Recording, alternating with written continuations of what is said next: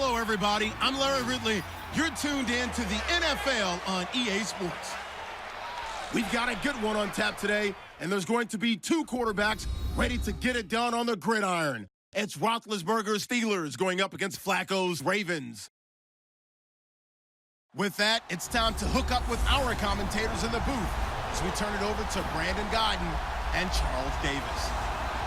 Larry, we are coming to you from the heart of Baltimore, nestled between Russell Street and I-395. We're at M&T Bank Stadium. The Raven defense taking the field a few moments ago, and their all-time leading sack man, Terrell Suggs, was firing up the troops. They get set for what should be a good matchup with the Pittsburgh Steelers. Hi again, everybody. Alongside Charles Davis, I'm Brandon Godden. And you know, Charles, as Larry pointed out in the open, got a couple of great quarterbacks set to square off here this afternoon. That ball's probably going to be flying all over the place, isn't it? Oh, without a doubt. And the game has never been more quarterback-centric than it is now. And both of these teams have top-flight signal callers.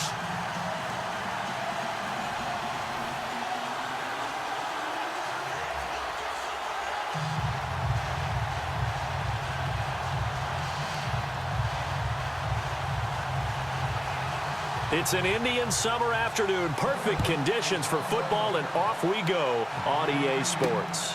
Fielded about a yard deep. And he'll take this up past the 20 and down at the 22-yard line.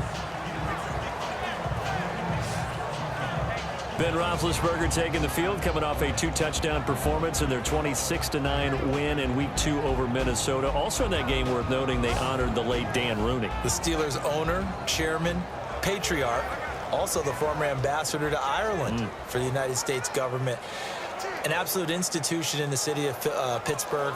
That Steelers franchise, you know that they were extra inspired to go out and get a win and honor him on that day. And they looked convincing in doing it.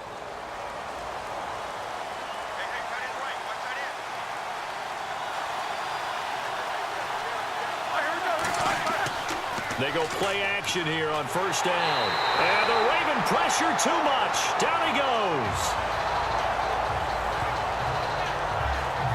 Defense went 3-4. They got some push from the inside. And this is something in a 3-4 you don't normally get, because the nose tackle who got the sack, he's usually responsible or ends up getting double-teamed and sometimes triple-teamed. How about him working his way back and putting the big guy on the ground?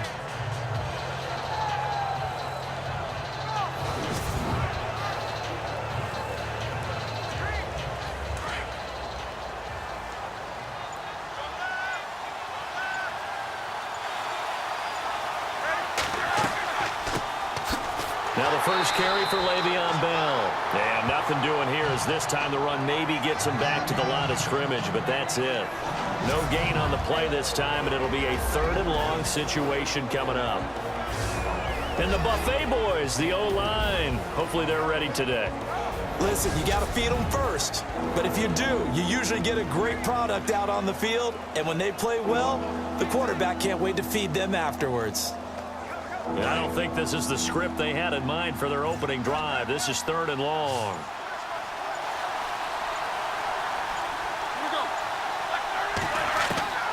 Out of the gun, it's Roethlisberger. He gets it to Brown, complete. And they'll get it all the way out near midfield to the 45. Give him 30 yards there. In order to be a great player, you have to be consistent. And Antonio Brown is definitely that. 4 straight seasons with 100 or more catches. How many more years do you think he can put up that type of production? I think at least another 4 in a row, because their offense is built to get him the football, whether it's outside, inside. And he's a featured guy, and I think that he really, really wants to continue at this pace.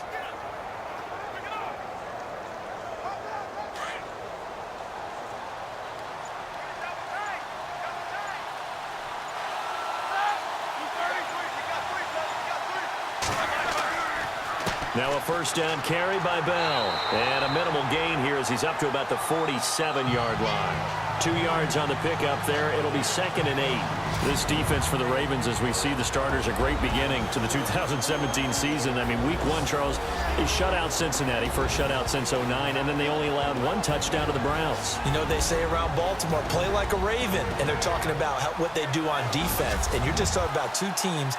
Maybe they don't get the respect that others would get, but those are both divisional foes. That makes it even tougher because they both know what each of them likes to do. So what a big-time job by them. And would you say 4 picks in each game? Each game, 8 interceptions through 2 weeks. Yeah, I don't care who they're playing. They're getting it done. They'll go again with Bell. And an alley to run. Bell a first down and then some. And he's brought down. It'll be a gain of 17 at a Pittsburgh first. That O-line, they cleared a big hole there on that run. The athleticism of offensive lines continues to evolve, and we're seeing it here. Not only are they controlling things right at the line of scrimmage, but they're able to get upfield to get to what we call the 2nd and the 3rd levels. You know, get to linebacker spot, the secondary spot, getting all the way downfield with their blocking, which helps keep the running back clean. They'll try to continue that trend here this afternoon.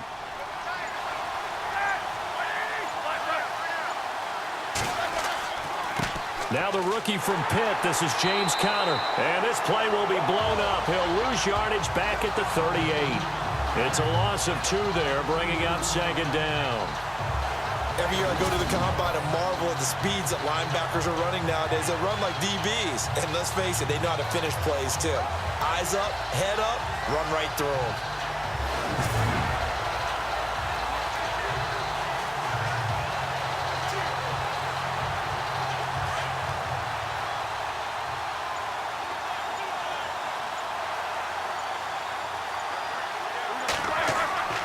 Again, it's Conner.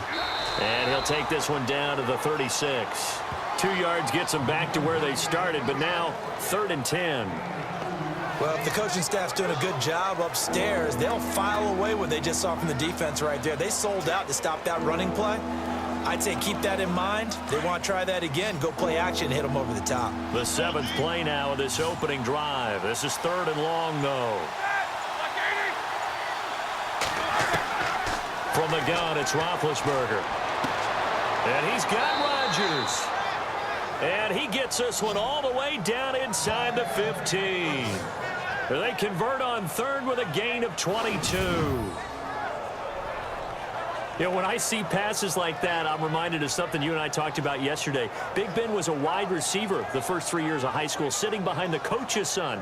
And then he finally got that opportunity. I think he's made the most of it. It's always the coach's son, isn't it? But you know where it helps him? When he looks downfield, he knows what the receivers are going to do. He actually has wide receivers' eyes when he's throwing the ball. And the 8th play on this drive coming up.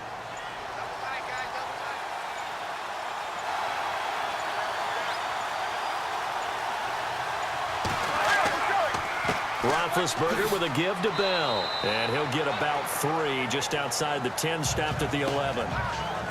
Well, so many times we look at a short run and we praise the offense for trying to set the tempo and establish things. But the defensive guys, hey, they just won the battle there. It wasn't a big run given up. They don't always have to absorb the body blows. Sometimes they dish them out themselves.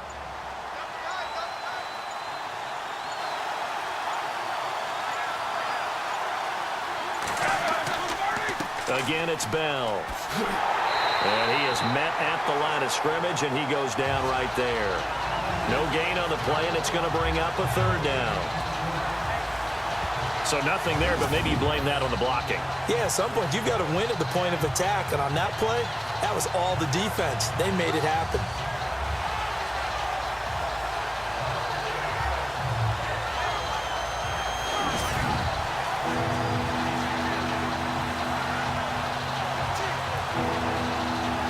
It's been a pretty long opening drive. This will be play number 11 coming up on 3rd down.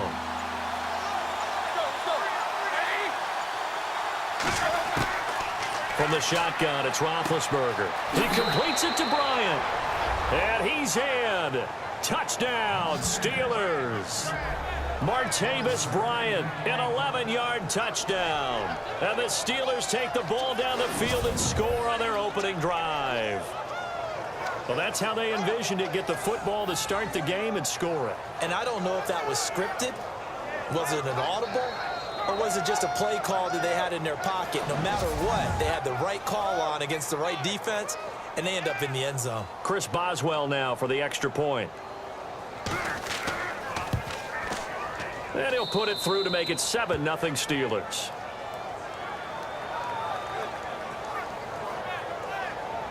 A pretty long drive that time. 11 plays all told.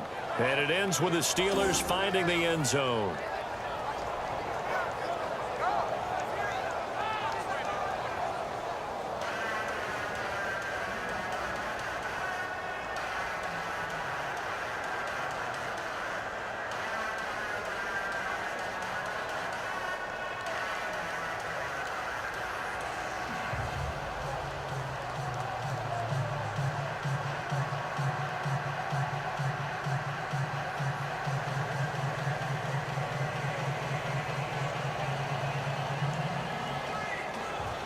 Boswell on now to kick this one away. That'll be taken in the end zone. And no run back here. This will be a touchback, and it comes out to the 25-yard line. Joe Flacco and the rest of his offensive mates make the jog out there against the Browns on the 17th. 217 yards, 2 touchdowns, and an interception for Joe Flacco. 74% completion when you round up. So they're looking like they're playing Ravens football again, because Joe Flacco's at his best when you can run the ball well, and Buck Allen did a nice job of doing that against Cleveland. And then he can throw off a play action and hit those shots downfield. And that's when Joe Flacco, that's when the discussion about is Joe Flacco elite, that's when it really comes up. And that's when he can say, yes, I have a Super Bowl ring to prove it. Now a play fake here on first down. And he's going to drop this off to his fullback. And they're able to get this one across the 35. That one good for 13 and a Raven first down. Charles, what's the mindset here offensively? You gave up the touchdown pretty quickly. Would it have changed if you had gotten a stop and it would be 0-0 right now, or no? I wouldn't think so. I think in most cases, just down a touchdown, you know, I mean, we're just getting started here. It should be a long way to go. You think to yourself, stick with the game plan, all the things you worked on in practice. But you have some teams that when they get down, their natural tendency is to aggressively strike back. And let's see if they want to get outside of the game plan we expect and try and be aggressive on their first series. First and 10, and Flacco looking to throw. And this is incomplete. Ben Watson was the intended target, the tight end. And that'll bring up second down. Charles, one thing to notice when you see the starters for Baltimore, they're without Danny Woodhead for at least 8 weeks, placed on IR after injuring his hamstring in the opener against Cincy. Yeah, that's a tough loss for him because of his versatility and his ability to take short passes from Joe Flacco and turn them into first downs. So Terrence West has to assume a big role, of course. Buck Allen, who played well against Cleveland, his role may expand. But they recently signed Alex Collins from the Seattle Seahawks. And Alex Collins is a bruising, banging type of a back that fits the profile of what Baltimore's looking for. Flacco looks to throw. And incomplete there. A nice hit. Jars the ball free and brings up third down.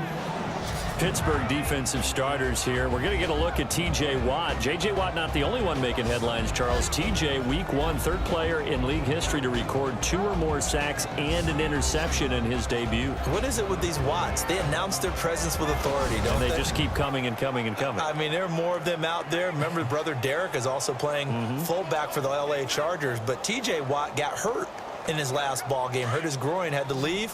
Hopefully he'll be ready to go the rest of the way.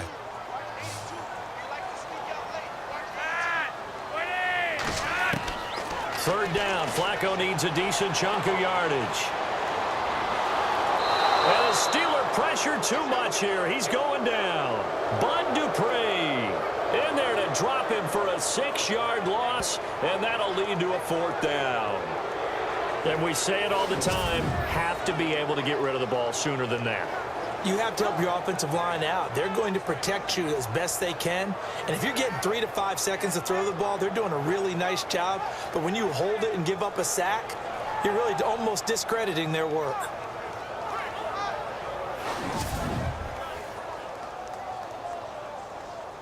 So on 4th down, here's Sam Cook to punt it away. Back deep for the Steelers, Antonio Brown.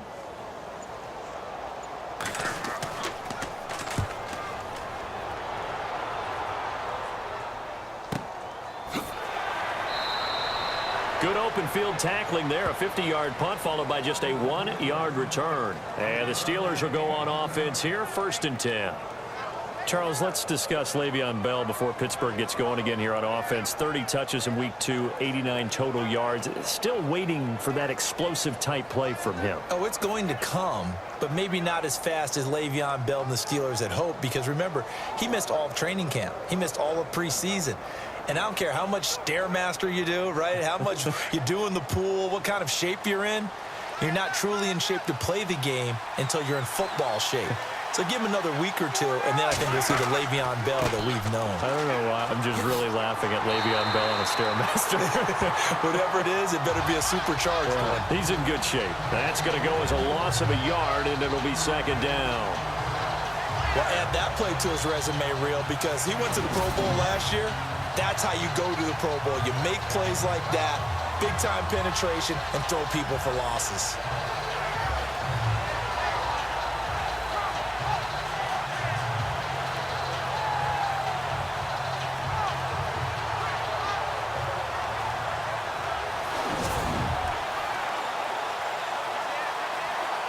So now 11 yards to go for this offensive unit. It's 2nd down.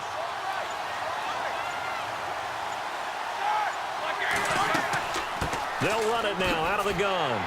And he'll take this up only to about his 18-yard line. Give him 2 on that run, and they're still left looking at a 3rd and about 9 to go. I do know from experience that when you slow down someone's running game, you're now doing the dictating on defense. And guess what? Now you're getting ready to tee off on their quarterback because they have to throw it all the time. But you still have to be alert for the draws and other plays of that nature to make sure you don't get hurt. On 3rd down, Roethlisberger. Over the middle, it's caught by Rodgers.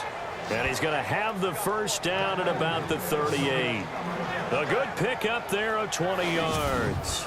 Someone sharp in this game. I mean, a touchdown pass on the first drive and comes right back, and he's flinging it around really well here. Really nice throw there to pick up the 1st down. You kind of just feel a laser focus and confidence about him, and I think we saw that this week, didn't we? Talking to him and the coaches, they felt good about his performance coming up. Yeah, I was really impressed with that last practice we saw when they went through 2-minute drill, when they went through all the different situations. Ball hardly hit the ground, and I thought, yeah, he might be locked in for this one. They'll throw on 1st down with Roethlisberger. And Bryant's got it over the middle. And he's taken down, but not before he gets this into enemy territory across the 40. A good pickup there, 26 yards. And Martavis Bryant back in the fold, which delights not just himself, but of course his quarterback, Ben Roethlisberger. This guy, he can do it all, Brandon, able to go across the middle and stave off contact and make catches. Sat out last year, as you're alluding to. Year before, though, 50 catches, 765 yards, and 6 touchdowns. So the offense has it 1st and 10.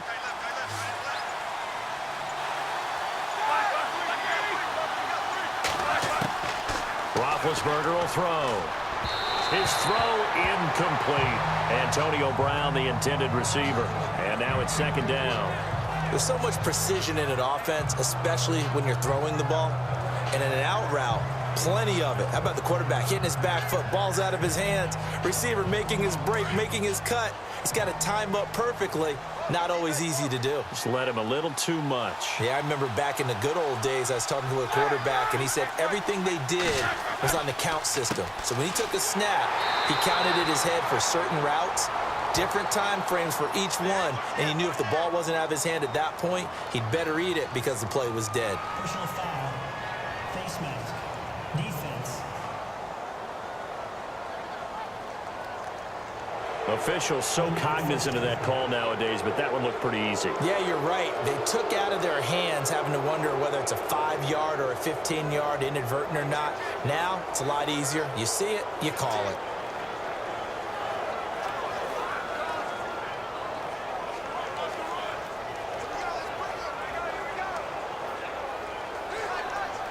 First down and 10 now for the offensive group.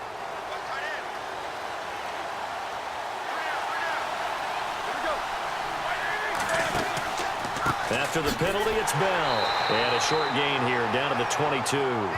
Just a yard on the pickup there, and it'll bring up a 2nd and 9. Nice job by that defensive front there to hold him to a short gain on first down.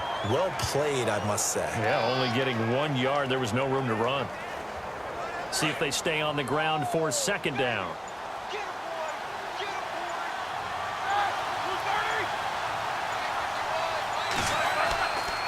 Now Roethlisberger going to hand to Bell. And this time the yards won't come so easy as they'll, in fact, tackle him behind the line. And they'll lose a yard that time, and that's going to lead to a third down. Count me as a little bit surprised by what we just saw there, because this has been a pretty long drive, and normally you think that wears down a defense. In this case, looked like the offensive line let him down a little bit. Yeah, allowed the penetration and the ability to stuff him for a loss. The Steelers on third down. A perfect 4 for 4 thus far. This is 3rd and 10.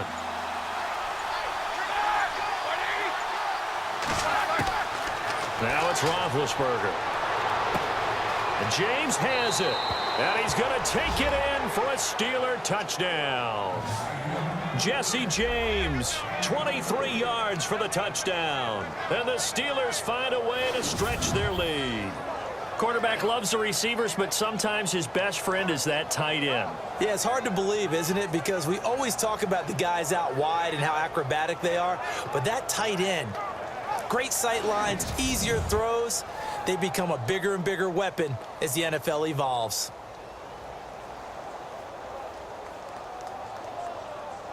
Boswell for the extra point.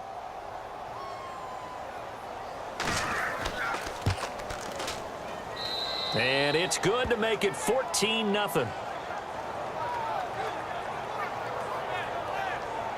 So that drive takes him down the field in 8 plays. And it ends with a Pittsburgh touchdown.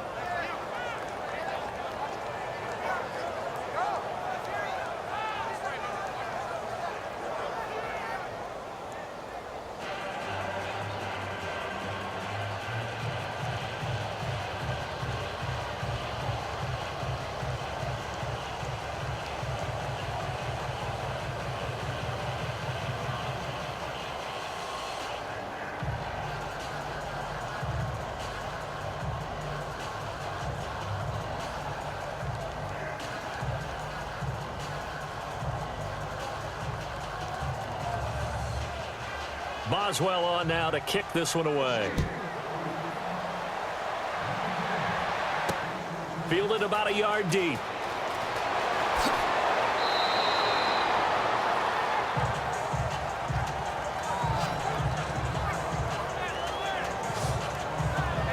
A chance for us again to look at this Pittsburgh defense. They're just hoping for more of the same. Last time they forced the punt that led to a score. They flipped the field essentially, and that's what you want to do as a defense. Make sure that you put your offense in a great position to run their offense and put the ball in the end zone. That's exactly what they accomplished. Well, they accomplished that last time. What will they accomplish this go around?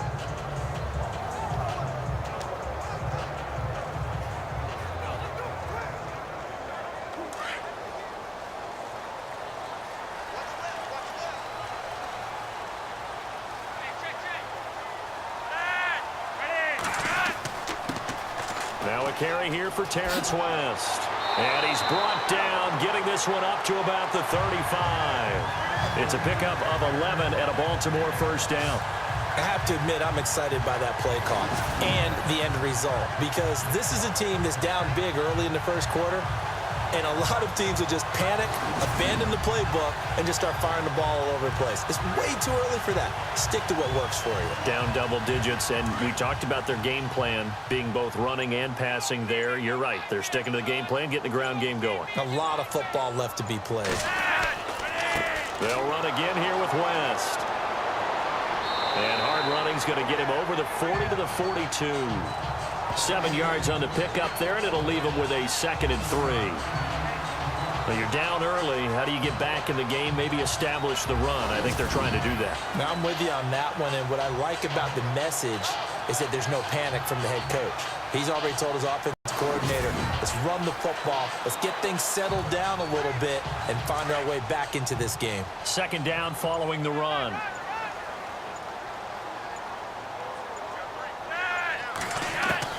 Flazko from the gun.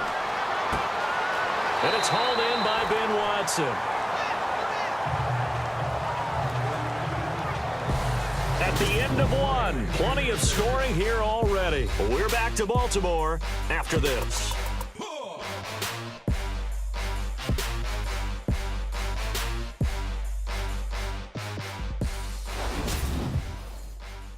The NFL on EA Sports is presented by Snickers. You're not you when you're hungry. Snickers satisfies. Second quarter now. Brandon Gaudin and Charles Davis with you. It's the Ravens who have the football, and they're on the move here. They've got it 1st and 10.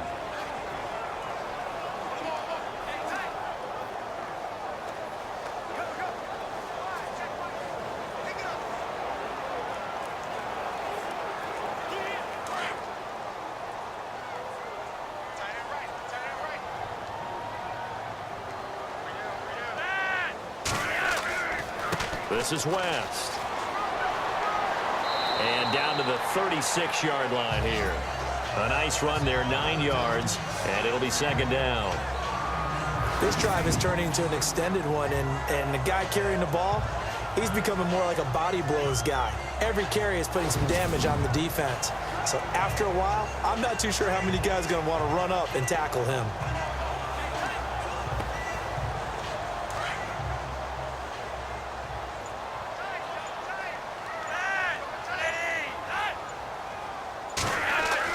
Flazko here on 2nd down. To the right side, and he's got Macklin. Complete. And this time not quite to the 30. It'll be down at the 31-yard line. They get 5 out of that one, and it moves the chains. I think that's a big pickup for a 1st down because when you run a drag route against zone, you're sometimes asking for trouble because you might run into a defender. Yeah, well, there they ran into a 1st down. Executed it to perfection.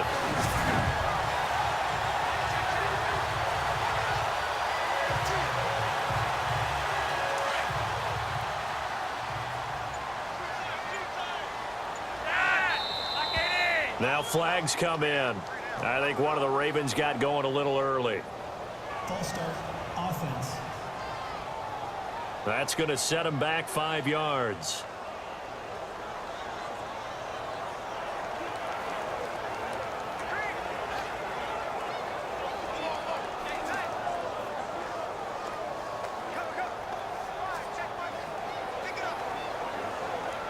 So the penalty by the offense, and now they face a 1st and 15.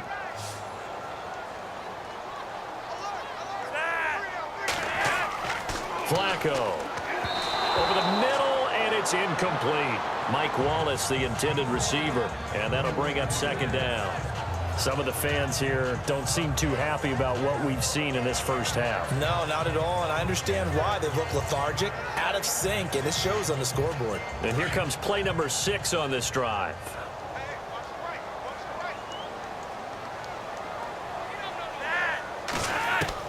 On 2nd down, Flazko to throw. And he's got the veteran here. It's Mike Wallace. And he'll go down here right around the 23-yard line.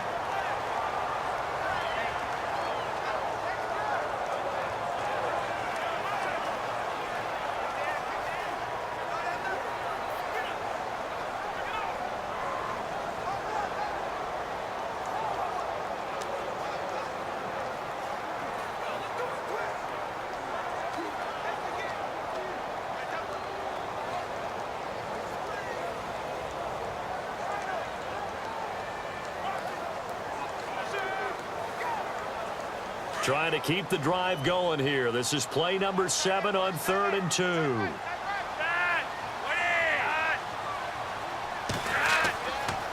They'll run it with West. And he is hit pretty hard from the side as he's knocked down right at the line of scrimmage.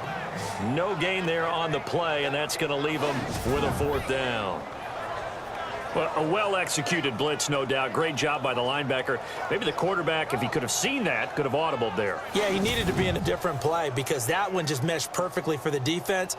All the gaps were filled except for the one the offense really wanted to run through, and that was filled by a big man wanting to make a tackle. And he made a great tackle.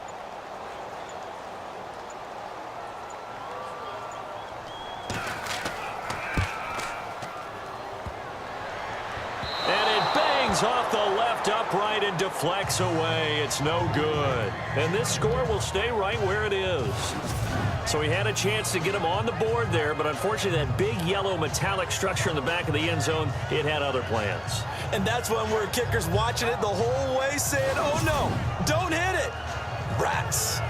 Getting set to go again, Ben Roethlisberger marches onto the field. And he's been good. 2 first-half touchdown passes, no interceptions so far. Does a lot for your confidence, does a great deal for your team, gives them a lead, and they're feeling really good about how they're playing. I think he expects to throw at least another one. I was going to say, now he wants the first-half hat trick, doesn't he? Oh, without a doubt. Go ahead and fling him on the field, folks. He wants that type of celebration.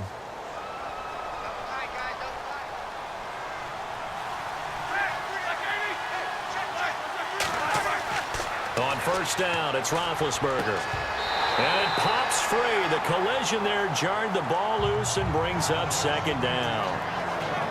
That's very well timed there defensively because it's not a bad throw, but the collision came at the exact time he was reaching to bring in the football. Really, really well done. Decent offense, just better defense. I think you're right. Second down here after the incomplete pass.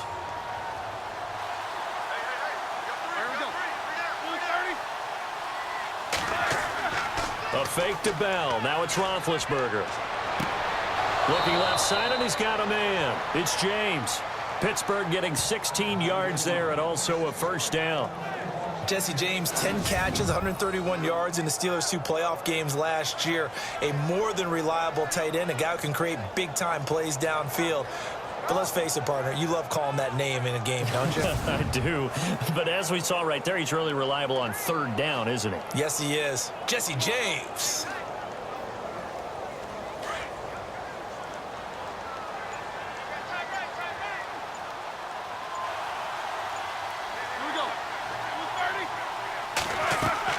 They'll run it now out of the gun. Gets through and now an opening. And taking it across midfield and inside the 45. 11 more yards that go around. A first down as well. It's funny, partner. Le'Veon Bell, when he came out of Michigan State, when I go back and look at my analysis of him and what my grades were for him, thought he was a big-time player, great potential, but I didn't know we were going to get this player. I was used to a big, solid, thick running back. But now I've got a full package, a guy who can do everything, as we just saw there, including breaking tackles. But at the time, second-round pick in 2013, some people probably wishing they'd taken him in the first. On first and 10, it's Roethlisberger. He's just going to dump this one off to his fullback out of the backfield. 17 more yards on that one as they keep the drive rolling. And the big guy catches the ball out of the backfield, and oftentimes it's quite a surprise to the guys playing defense because not ordinarily thought as a pass catcher, it often works when they decide to dial it up.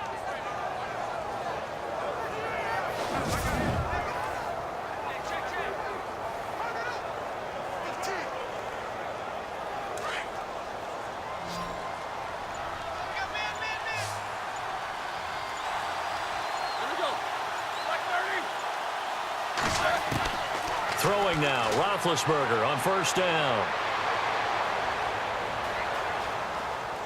And no escaping this time as he'll go down. They got him for a sack. Terrell Suggs from that outside linebacker spot. He's able to get in there for a loss of 9. And plays like that really hurt play calling. They had a really nice gain on the previous play, but gave about half the yardage back on the sack. Excellent pressure up front. Nowhere to go with the football. Down he goes.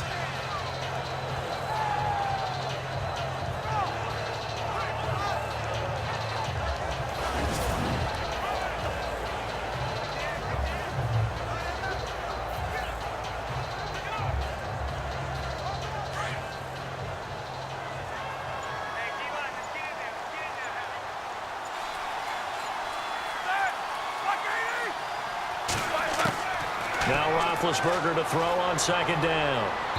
And his throw here is incomplete. Eli Rogers, the intended receiver. And it's third down.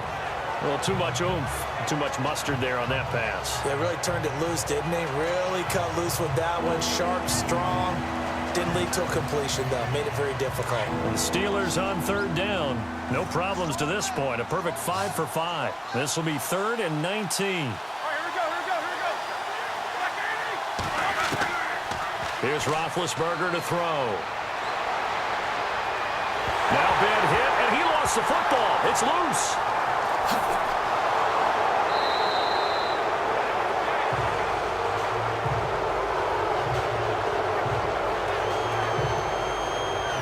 On plays like this where the ball comes free, it's often unusual for the team that lost it to get it back.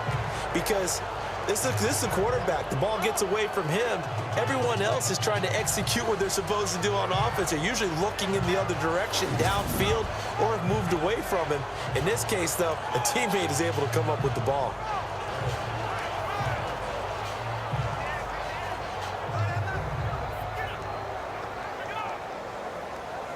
Now Chris Boswell for the Steelers field goal try. This officially a 55-yard attempt.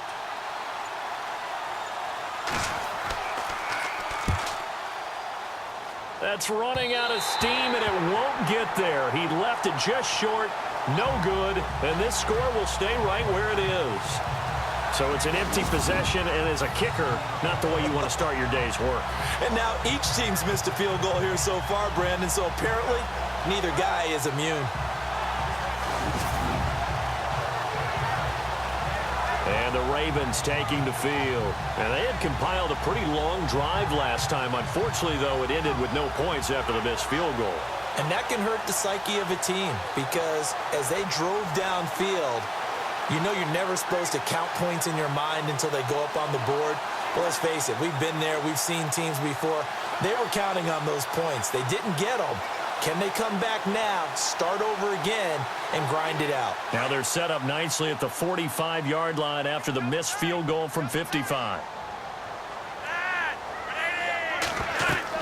The drive begins with a handoff to West. And taking it across midfield and inside the 45. 12 yards to pick up there. Good for a Raven first. Partner, I think a lot of people thought that Baltimore would draft at least one runner. In fact, they didn't take any skill position players in the draft. So I think a lot's still going to fall on Terrence West. Well, he did have over 1,000 yards from scrimmage last year, a career high.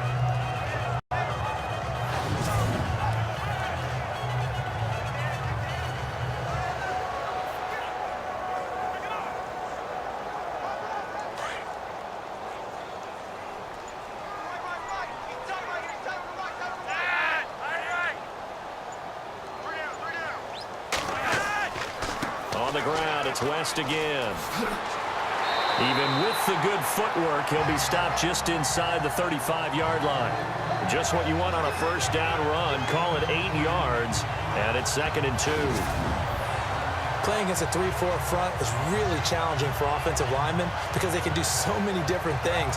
But when you're running the football, if you can handle the nose tackle up front, and then maybe a guard can slide up to the second level and block a linebacker, that's when you have success running the football.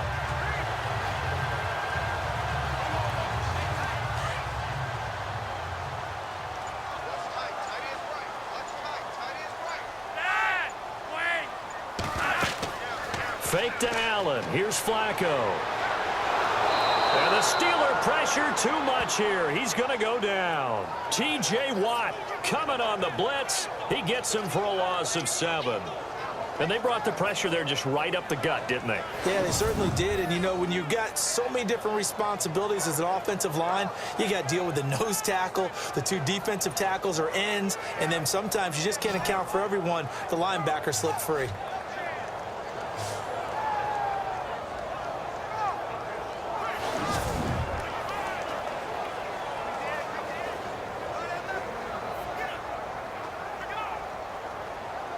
And on third down, a nickel formation here defensively.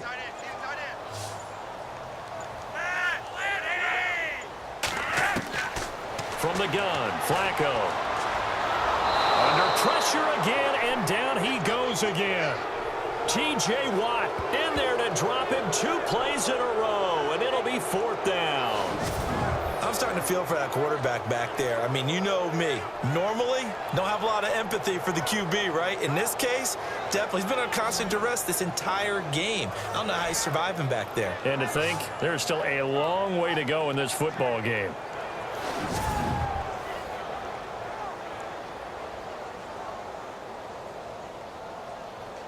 Here's Sam Cook now. On for his second punt. He'd take a repeat of his first.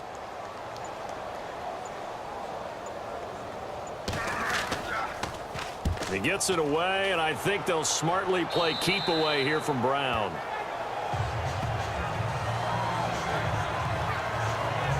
Getting set to go again, Ben Roethlisberger heading back out there. He's got to be feeling pretty good, playing well. Team has the lead, so just looking to mount a drive here that ends in the end zone. And all quarterbacks will tell you, hey, we love a running game, helps us out. But at the end of the day, they want to rely on their arm, throw the football, feel good about things, keep things moving in the right direction. Right now, that's exactly what we're seeing. And we'll see if that continues.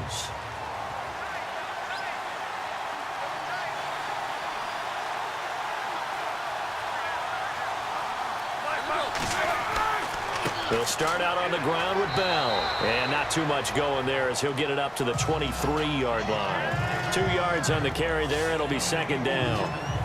Well, he was looking for some running room, and there wasn't a whole lot of it there on that play. I think he was lucky to get a couple of yards out of it. Because those defenders, they were rallying to the football pretty quickly.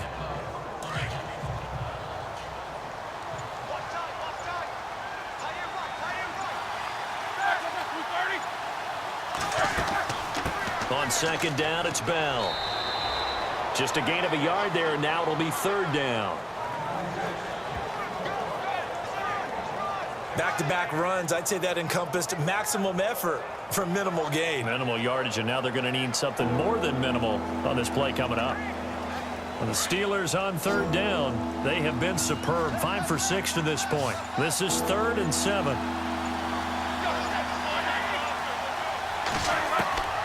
Out of the gun, it's Roethlisberger. Over the middle, complete. It's Rodgers. And he's able to get it to the 33. Good enough for a first down. Roethlisberger finding Rodgers, and the Steelers convert on third down. And a good quarterback facing zone coverage. If he has just a little bit of time to survey the scene, that's what's going to happen. No doubt about it. If there's no pressure, he's going to continue to pick them apart because he'll have all that time to find someone open downfield. You can only cover for so long. So maybe they want to go to a zone blitz scheme, get a little bit more pressure. Remember when Carolina did that against Denver? They lost the game ultimately. They dropped the defensive end out, and he ended up with an interception in that game in Super Bowl 50. Maybe some sort of scheme like that to try and get more pressure at the passer. He couldn't quite hold it. Got hit. Ball pops out. Incomplete. You get a tight end like this, and you know he's used to dishing out punishment, but here, he's one that has to absorb the contact, and as a result, unable to hold on to the football.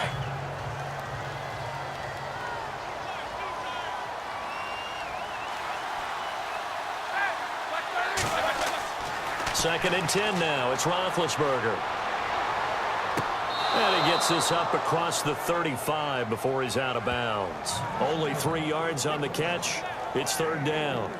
Let's make this one simple. What a catch, especially the finishing part of getting his feet in bounds, toe tapping, and of course, foot dragging. A little tapestry, if you will. Oh, I like it. The Steelers on third down. They've been excellent, 6 for 7. This is 3rd and 7.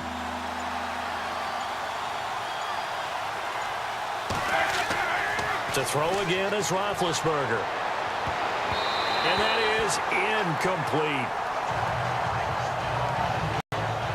There are a good number of coaches that any time they call an in route are really worried about the play because there's so much traffic ordinarily that the ball has to get through to get to the receiver. And on that play, it was batted down.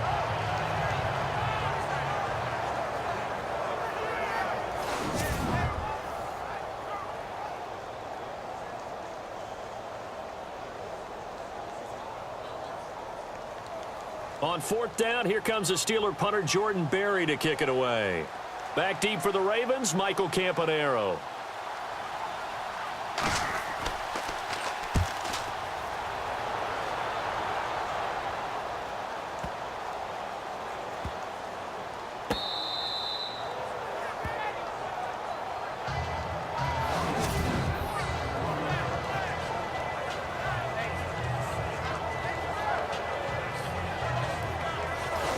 Back onto the field now goes Buck Allen as he gets ready. And I'm not going to say you completely abandon the passing game, but it would really behoove them to get this running game going more.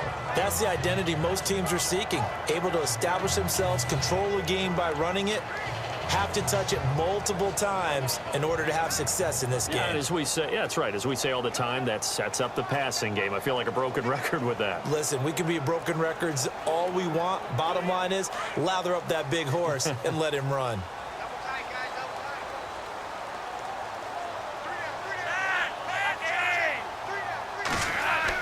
They begin here with a run by West.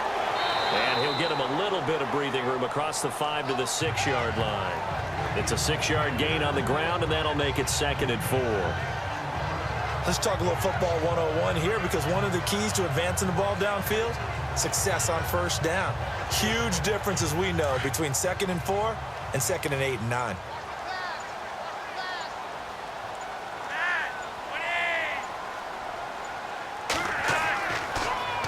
Now West.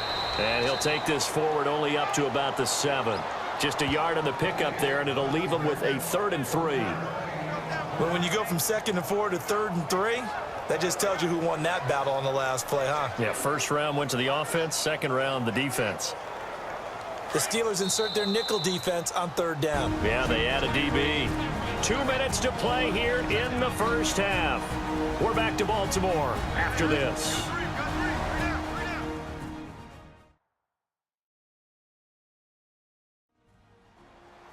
We're just 2 minutes away from sending you to Orlando for Larry Ridley and our EA Sports Halftime Report, so don't forget about that coming up shortly. Yeah, it wouldn't be a halftime without him, and we thank him for doing the highlights. Let's go get a snack.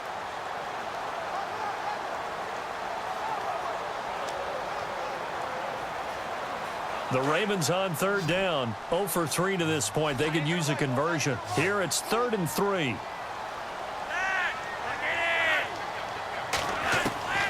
Operating out of the gun, Flazko.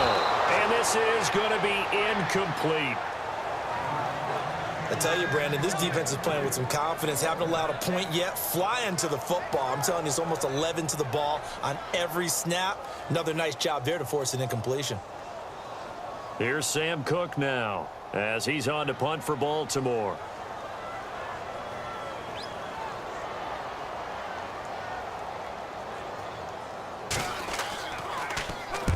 He's been a busy man here in this first half as he gets it away. Now Brown. And when it's said and done, it's a 58-yard punt. And that will come the offense as they take over. Here comes Ben Roethlisberger and the Steeler offense back onto the field. They've got the lead. He's a big reason why. Looking sharp so far. And as we travel around the league, we see quarterbacks get it done in a variety of ways. But today's NFL does tell us one thing. If that guy doesn't play well, their team's not going to win. And right now, he's got his team in the lead. And now they'll look to extend that lead.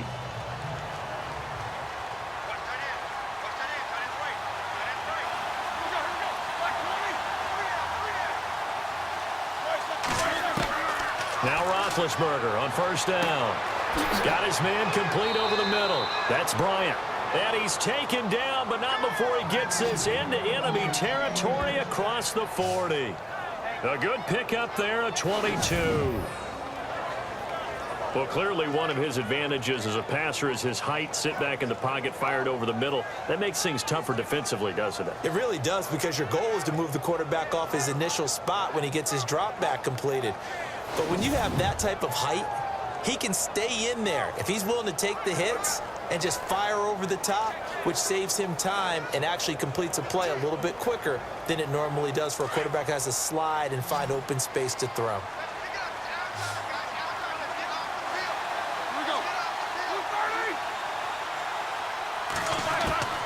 From the gun, it's Roethlisberger.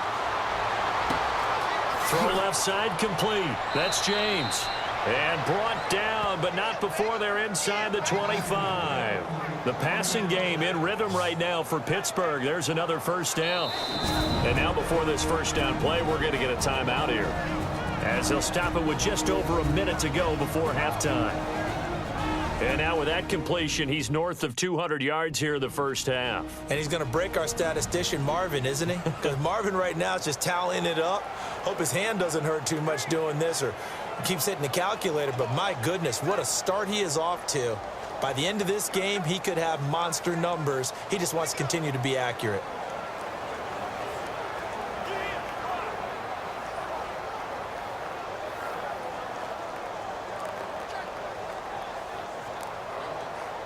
Offense comes to the line now, 1st and 10.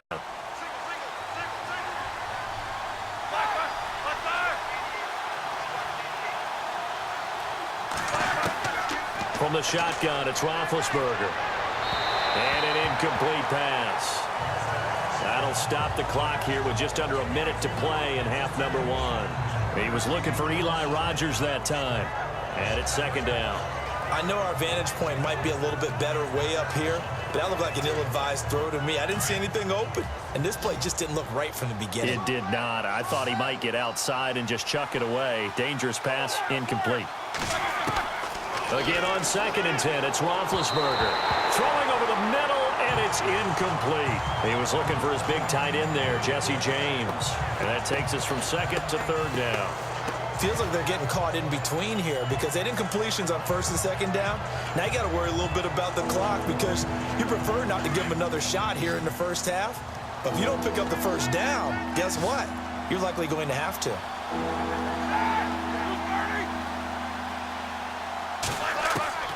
Throwing again, it's Roethlisberger.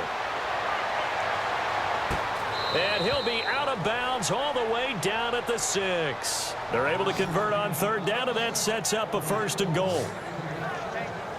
And defensively, they were in zone coverage there. Do you have to be a little careful? You're losing playing against a good quarterback like he is to not play too much zone? Yeah, you have to be careful about how much time you're giving up. I think it's a good point you just brought up. So maybe if you still want to play zone, you go to a zone blitz scheme. And you can drop anyone out of your defensive front, defensive end, defensive tackle. It doesn't matter. You just exchange someone to bring more pressure towards the quarterback and still try and cover downfield.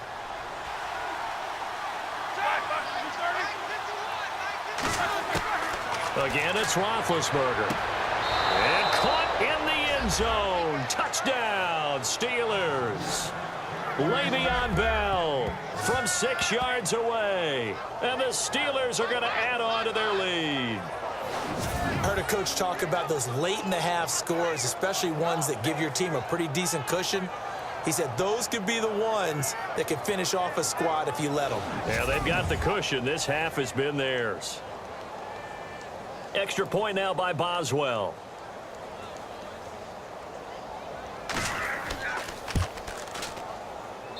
And it is now 21-0.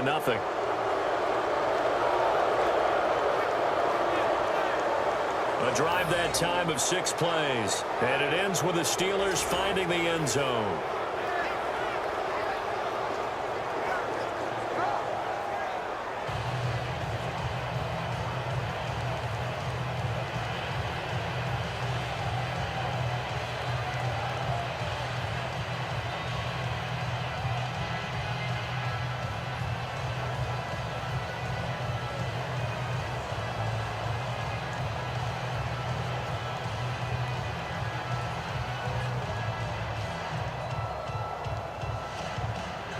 Boswell on now to kick this one away.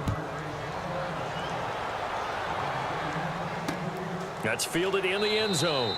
And no run back here. This will be a touchback, and it comes out to the 25-yard line. There again is the running back as he trots onto the field. He's doing his thing. He's got some good yardage, but his team right now in the second quarter, 0 points. Just not a complete formula. Half of it's there, being able to run the ball and set the tone.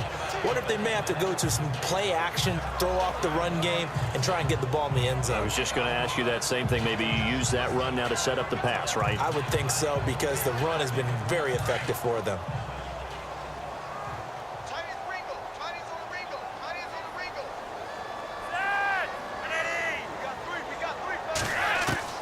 On first down, Flazko. And Watson has it right side. And down he goes, but he takes it up to the 40. And now we won't see a play on first down. We're going to get a timeout instead. as they stop it here with just under 40 ticks to go in this first half. So the offensive unit called the TO, and now we are ready to resume play.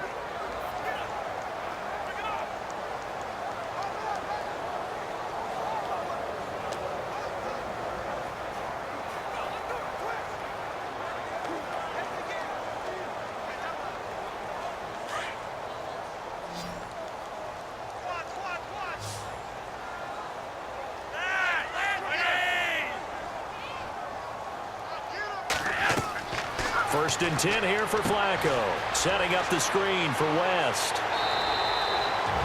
Now hold everything here. We're going to get a timeout by the offense, as the clock will stop with 33 seconds to go in the first half.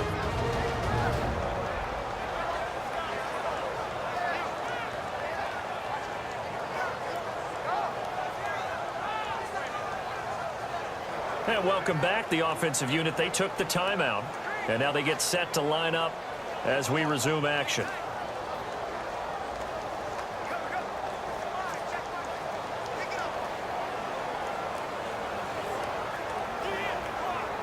Not that we necessarily see this as being in the cards, but worth noting that 21 points would equal their franchise record for largest deficit overcome. Certainly plenty of work to do between now and then. Toward the sideline, that's hauled in by Macklin. A really good pickup of 28 yards.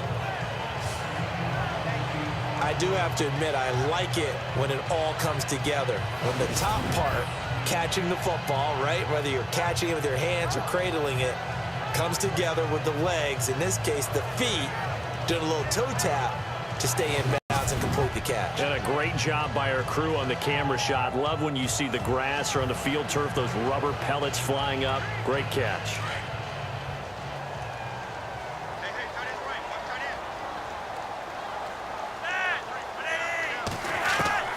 Barring a flag, final play here for Flazko and company. And he's going to find his man out of the backfield. That's complete.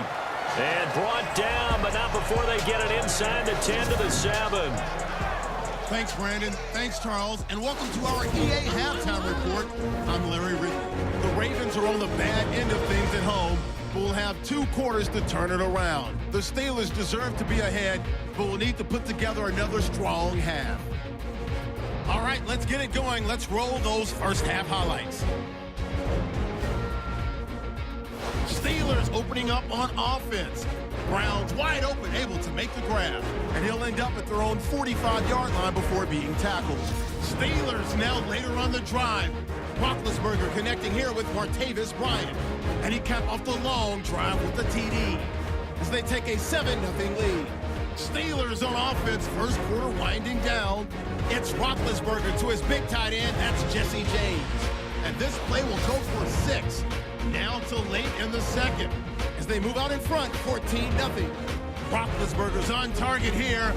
Okay, Larry, a fairly one-sided first half as we get set to go in the second half.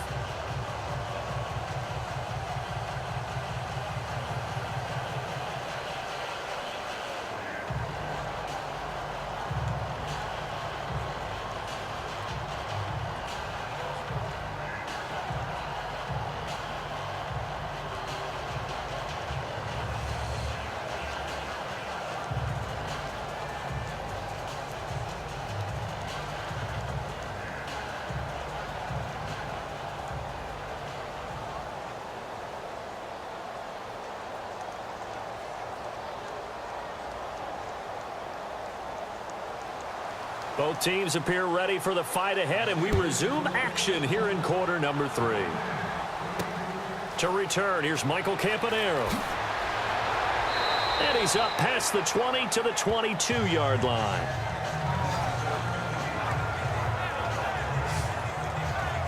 Out come the Ravens now. They'll go on offense first here in this third quarter. They come out here with a 0 on the scoreboard. What was said in that locker room? That's what I want to know. I would love to have been in there because we often have the feeling that there's a lot of shouting, screaming, people upset. But typically, halftime locker rooms are a lot more clinical than that. And in this case, Are they upset that the plays weren't working because of execution? Or did they think they were just bad plays to call? Yeah. We'll find out pretty quickly here if they feel like they had something going, but they just need to do it a little bit better or not. We'll find out. They start on the ground with West. And he'll be taken down right around the 27. 5 yards on the carry. Good pickup on first down. Partner, I think from our experience together, we have learned that most offensive coordinators are going to tell you, if I'm going to run the football on first down, I've got to get at least 4 yards. They got 5 here. They've got to feel pretty good about that one.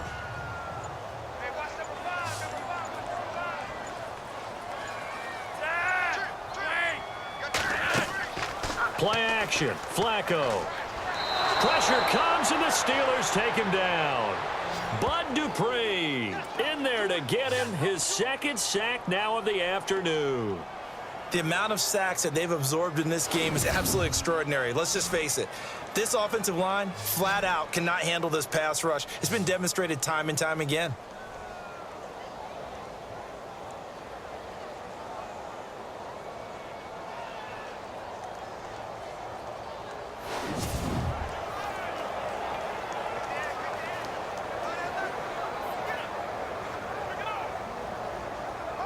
Flacco and the Ravens now, after the sack, need something good here on 3rd and long.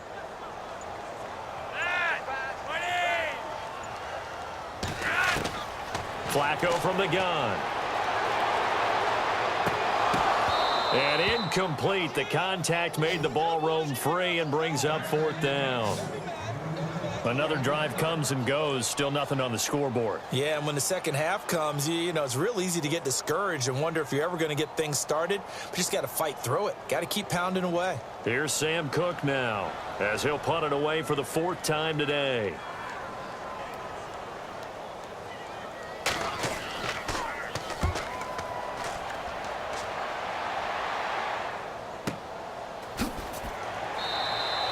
That's going to go in the books as a 55-yard punt. Well done. And the offense will take over with a new set of downs. Now we take a glance at the offense as they work their way back out for their first possession of the second half. They have the lead here. Well, we talk a lot about pregame speeches. What are halftime speeches like? For the most part, not nearly as emotional. They're a lot more clinical. Every now and then, though, they'll get after you if they think they need to light a fire. But in this case, let's go into the virtual locker room, because here's what I think happened. They got in there and they said, listen, let's take control right away. Defense, we got the lead. Defense, don't give up any points. Turn the ball back over to the offense and let them go down and score and give us more of a cushion in the game. Check so far. Defense shut them down. Let's see if the offense gets done. So they took a shot on first down but couldn't connect. So the numbers have been good in the passing game, and certainly a big reason why they have the lead. But now here, 3rd quarter, maybe go to the run game a little more? Yeah, perhaps. I mean, after that incompletion, a little credit to the defense for shutting them down on that play. Maybe you try and run the football a little bit more in this spot. But they have to feel good about how they've been throwing it overall. To throw here, Roethlisberger. Throwing the out route, incomplete. It's Bryant. And they'll get 9 there as that sets him up better for 3rd down.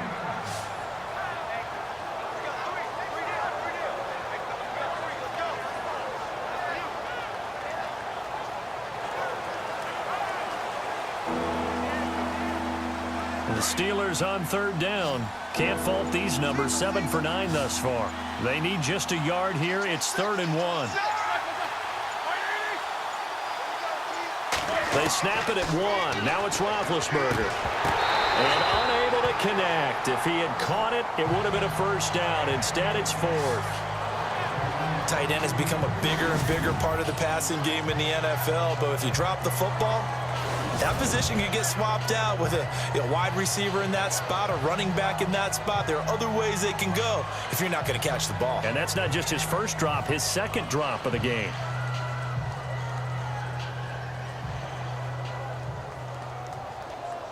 Here's Jordan Berry now, as he'll punt it away for the 2nd time.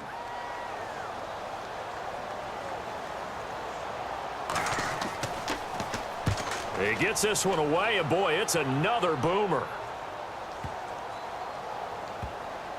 And a nice job here to down this one right on the 5-yard line.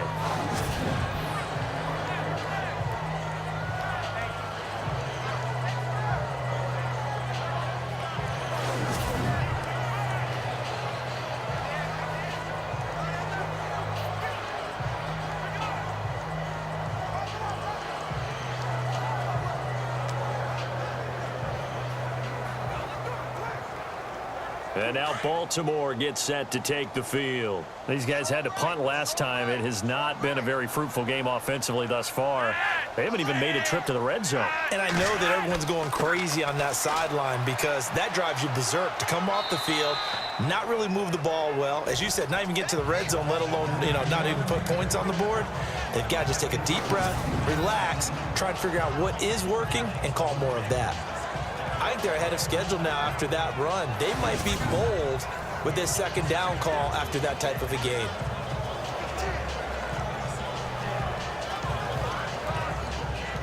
And the offense still has a couple plays to go to pick up the first on 2nd down and 3.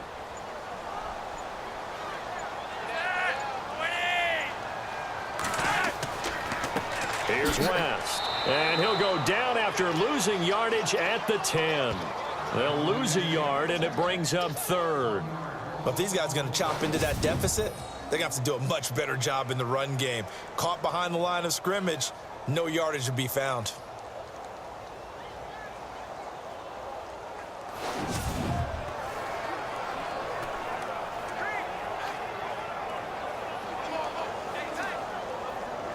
The Ravens on 3rd down. A pretty woeful 0 for 5 thus far. This is 3rd and 4.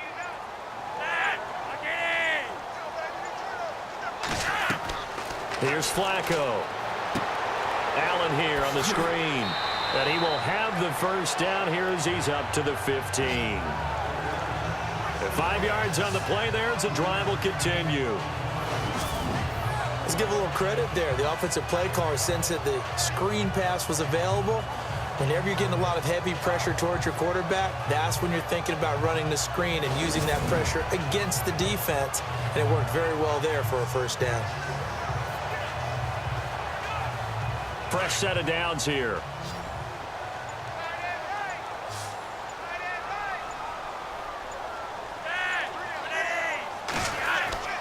Now a play fake here on 1st down.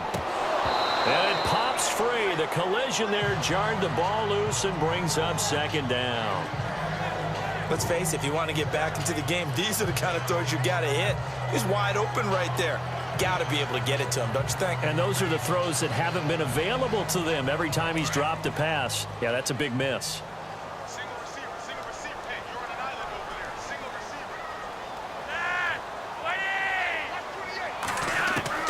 receiver. Incomplete on 1st down. Now Flacco on 2nd. Ben Watson was the intended target, and it's 3rd down. Let's face it, you can run the route tree as many times as you want, get in sync, practice it, do all those things. But once you get to game speed, it doesn't always time up quite that well. That one goes incomplete. 3rd down here for the offense after the incomplete pass.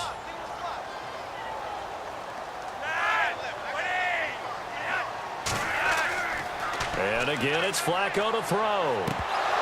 Oh, had his hands on it, couldn't bring it in. Pretty symptomatic of how this game's been going. But plain and simple, that's the 2nd time today that he's dropped a pass. And that one, I think, maybe even a little easier than the earlier one that he dropped. Surprising. Was this game announced as a night game prior to, and maybe his rhythm is just off? He's got thrown off. He's got to wake up, enjoy the sunshine, and go play.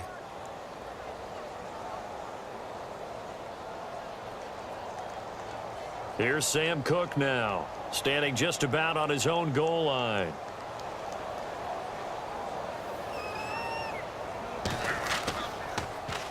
And he deserves a bronze leg as he gets this one away. Brown with his stick skills. Well, he wasn't too far from breaking that. Officially, give him 15. And possession will switch hands, 1st and 10.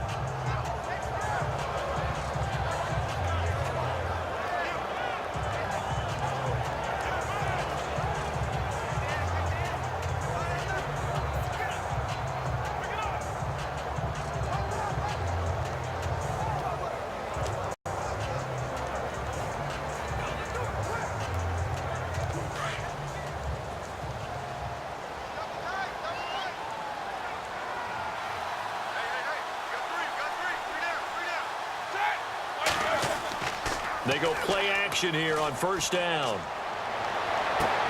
Over the middle here to Brown. And he takes this one down all the way near the 30. That one goes for 24 yards.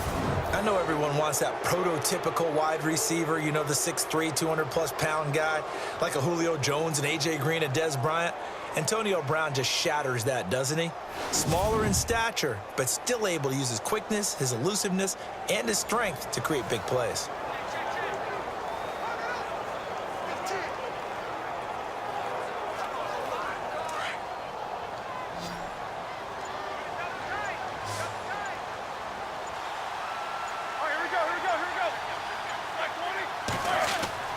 Throwing now, Roethlisberger on first down. Going deep here for Bryant. So they took a shot on first down, but couldn't connect. Let's give this defense some credit now. They let the guys get downfield, but when push came to shove, they stood their ground, and now they'll likely force a field goal attempt. Offense looking to avoid a 3rd and long. It's 2nd and 10.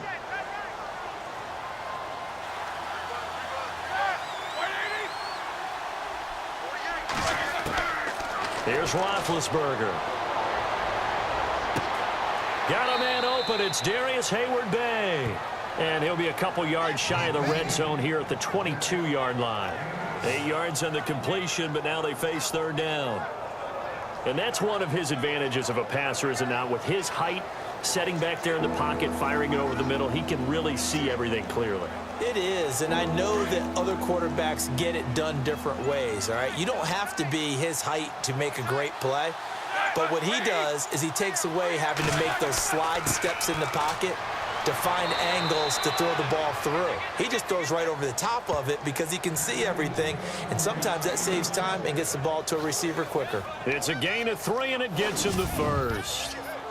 I haven't met a football team yet that runs the ball successfully that doesn't talk about having an attitude to be a running football team, right? You got to be able to put your nose in there, smell where the first down sticks are, and get there. And now the offense operates in the red zone.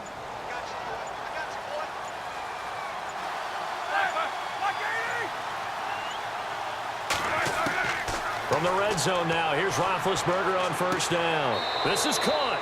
The passing game in rhythm right now for Pittsburgh. There's another first down.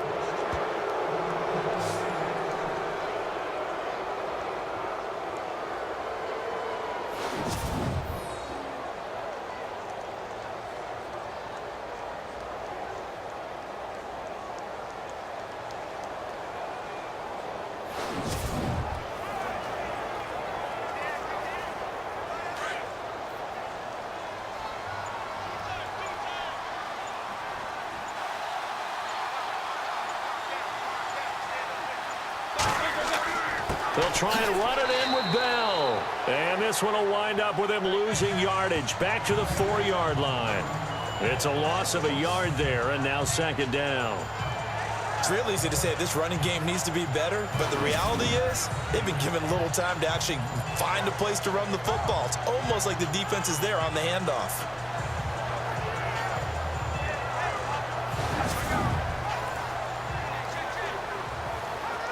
And here comes play number 6 on this drive.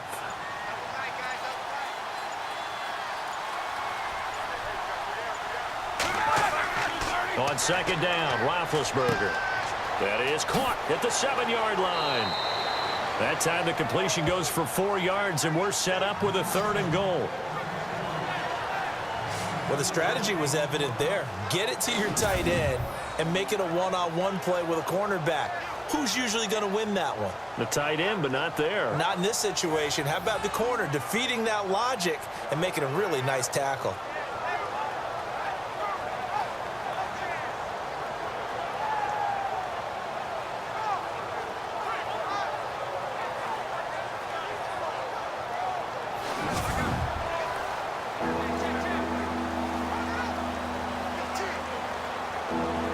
The offense on 3rd down, they've had plenty of success. 8 conversions, looking for a 9th. They're looking at a 3rd and goal here. They'll try to run it. This is Connor. And he'll actually lose a little bit of yardage here. Back to the 2. That'll make it 4th down after a loss of 1. How about that for defense? Every hole plugged up. Can't run it inside, can't bounce it outside. That sets up 4th and goal from the 2. Right now, advantage defense.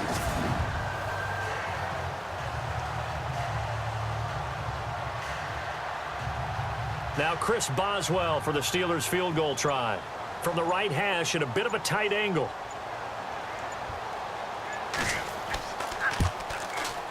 And Boswell's kick is good. And that stretches this lead even further. It's now 24-0. So he missed a field goal earlier, but he says not this time, and he's able to knock it through to give his guys 3. And that's all you want as a kicker, a chance to redeem yourself. You got to have a short memory if you're going to survive at this level, and he's able to get back on track.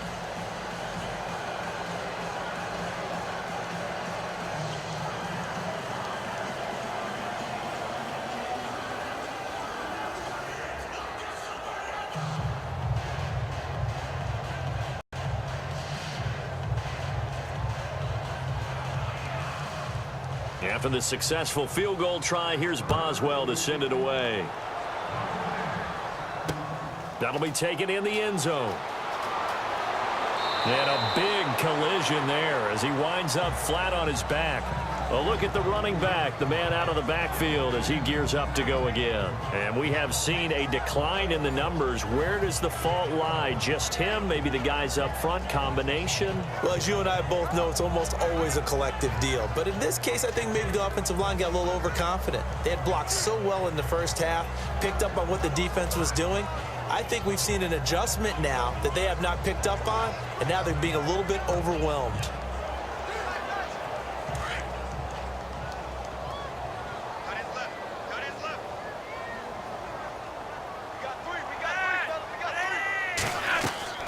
They'll run it now out of the gun.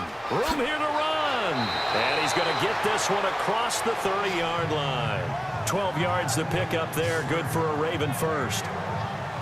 We use the word relentless a lot with guys who are aggressive on the field. In this case, it really fits, doesn't it? How about his ability to break tackles and his feet never stop moving?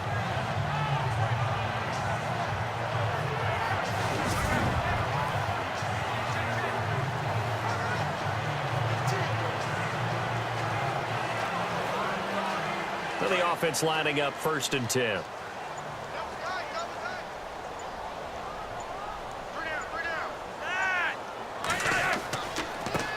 Now a handoff here to his running back.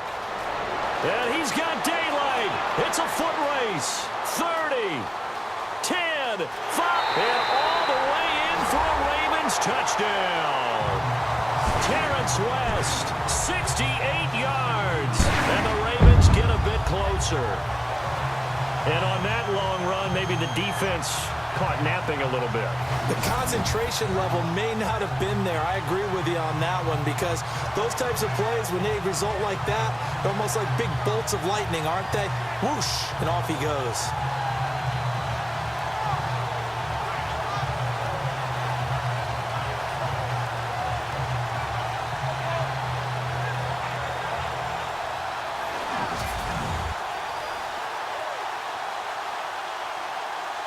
So they're going to go for 2.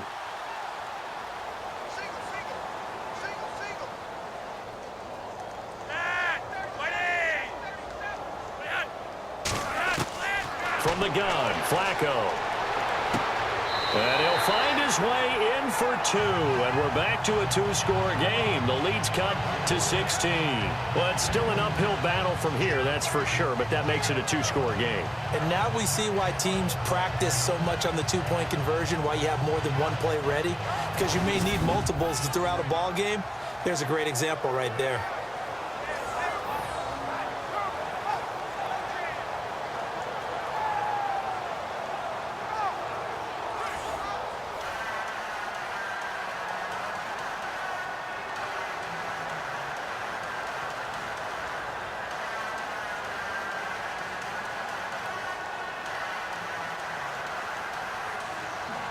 Here's Tucker now out to kick this one away. This fielded a few yards into the end zone. Some might have returned that one. He won't. He'll go down to a knee, and they'll start the drive from the 25. Pittsburgh's offense now heading back out onto the field. This is sort of what you would call a put-away drive, isn't it? They score here, especially a touchdown. It's almost out of reach. It certainly feels that way, and I think that they're going to call their plays accordingly, because what you really want to do, even though you know the scoreboard is still up there and the game's going to go on, in fact, you can take the spirit away from another team, that their drive and will to come back and win can be taken with another score right here. It's still third quarter, but you just get that feel. Yeah, they're teetering right there on the brink, aren't they?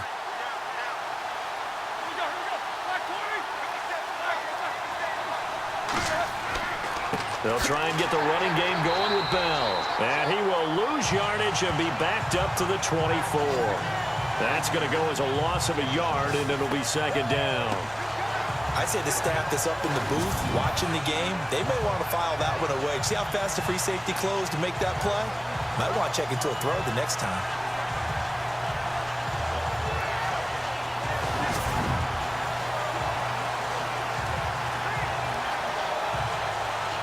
And the offense behind the chains here a touch on 2nd and 11.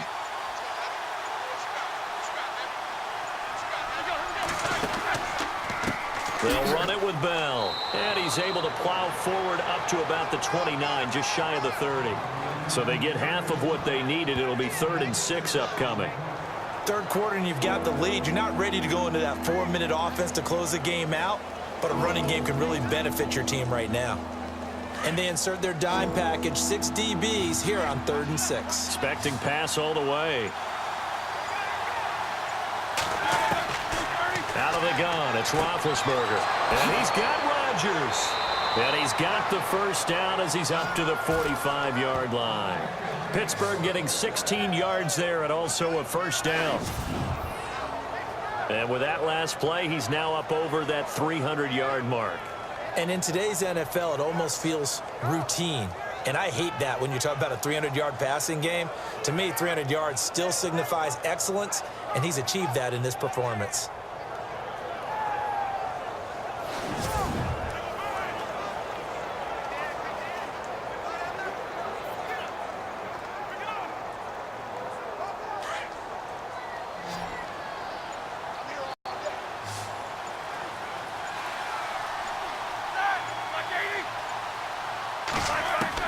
On 1st and 10, it's Roethlisberger. Man open left side is Brown. And he's going to get this all the way down inside the 35. And a nice gain of 21 yards. A good grab there by the former Central Michigan man, Antonio Brown. And he ate up some real estate on the catch, too, didn't he? I think the most impressive part of it, though, if there's a chance for him to get the football, even though he was covered well, he somehow finds a way to get it.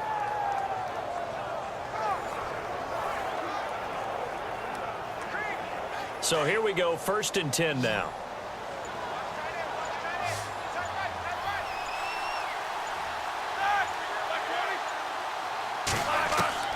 From the gun, it's Roethlisberger. James has got it, complete. And he'll be brought down at the 27-yard line. A good pickup there, 8 yards on the first down completion. Seeing that play and understanding just how tough it is to cover tight ends, especially the ones running around the NFL nowadays, makes me glad I didn't make it in that league. I would have had a really difficult time. But now you get to sit up here with me. Yeah, and that's fun, isn't it? And what a really nice gain right there on first down for them. Brings up a nice second down for them. They'll run it now out of the gun. And he's got some space here. And he's going to take it in for a Steeler touchdown. Le'Veon Bell, his 2nd touchdown of the afternoon. And the Steelers find a way to stretch their lead.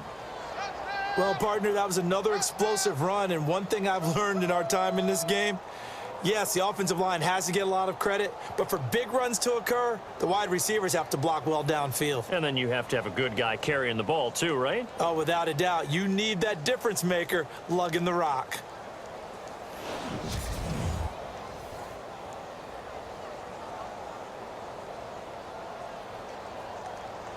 Boswell for the extra point. And that PAT pushes the lead up to 23 now. So the drive there took 6 plays, and it ends with a Le'Veon Bell touchdown run.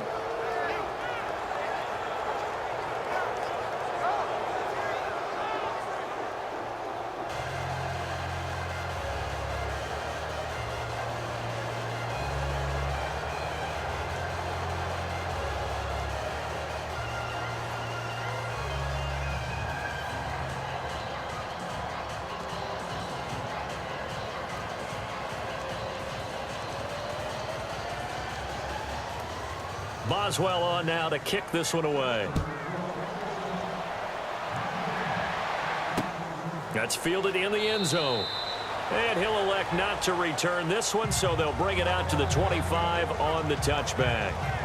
Getting set to go again as we look at the back heading onto the field again. He's had a good performance, moved the ball effectively on the ground. Of course, he has the 1 touchdown.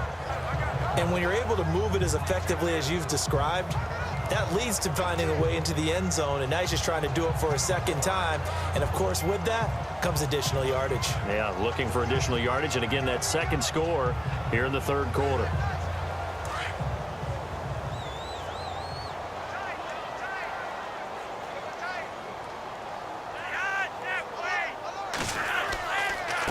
And to give this time to the tailback.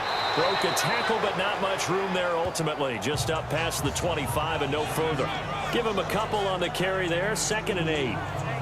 If they want to start getting back into this game, it behooves them to get better on first down. Yeah, certainly not what they were looking for there out of the opening play of this drive.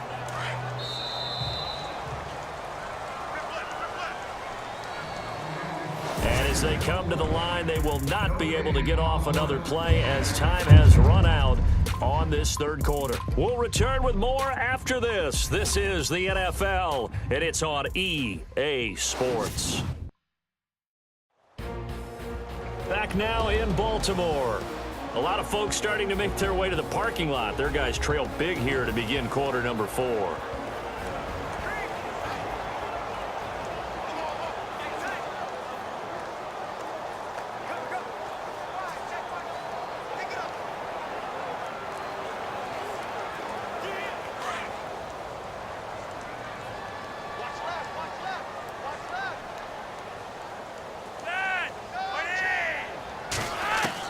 Flazko here on 2nd down. Oh, look over the middle, and he's got Perriman. That catch good for 5. It's 3rd down. You got the big lead defensively. Willing to give him that underneath stuff, right? And this is why you work on your tackling. Tackle them after the catch, inbounds, keep the clock running. Just go ahead and bleed the game out that way.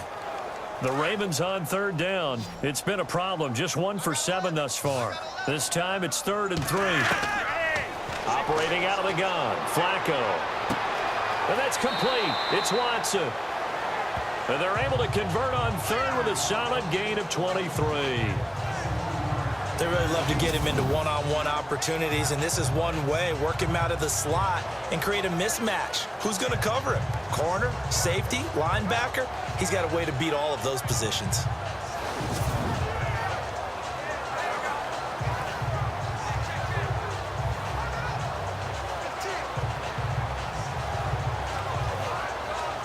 So after that big play, let's see if they can catch their defense maybe on their heels.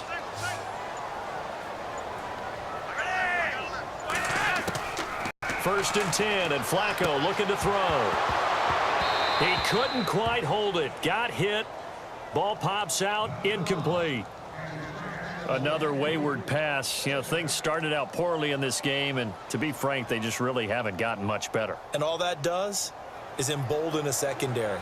They feel good about what's going on, and they just play better and better.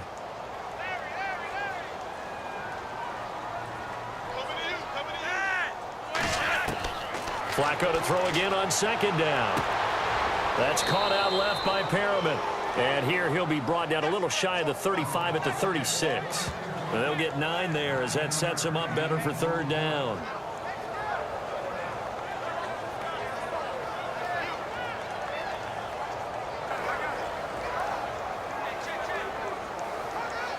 The Ravens on 3rd down. They've struggled to the tune of 2 for 8 so far. They're up against a 3rd and 1 situation.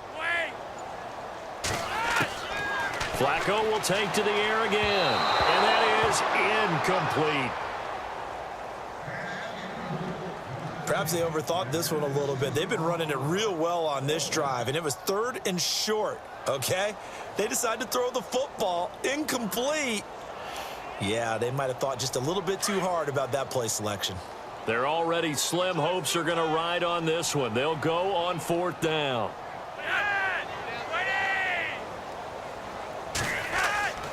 They'll run for it with West. And he's able to get it to the 33. Good enough for a 1st down. It'll be a 3-yard gain. And on 4th down, they're able to convert and move the sticks. And on 4th and 1 as a running back, you're looking for any seam you can find. This is not where you want to be a hero and break off a big one. You just need to make sure you get that yard. And here he picks up the 1st down with a couple of yards to spare.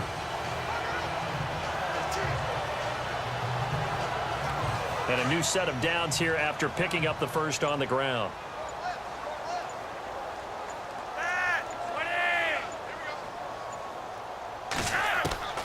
Now it's Flacko.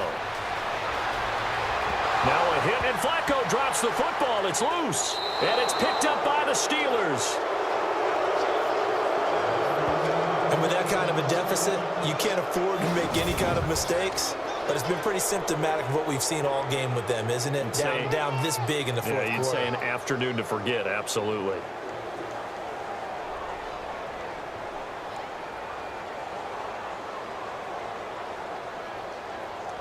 Now the Steelers offense gets ready to get back onto the field. And that last drive was very, very balanced, pretty methodical. You think they go that route again? I'm always of the school that until they stop me from doing something, I'm going to continue. And I think that that's exactly what they'll look to do. But the beauty is the balance that they've created sets up opportunities for big plays. Looks like a run, turn into a play action, and throw one deep.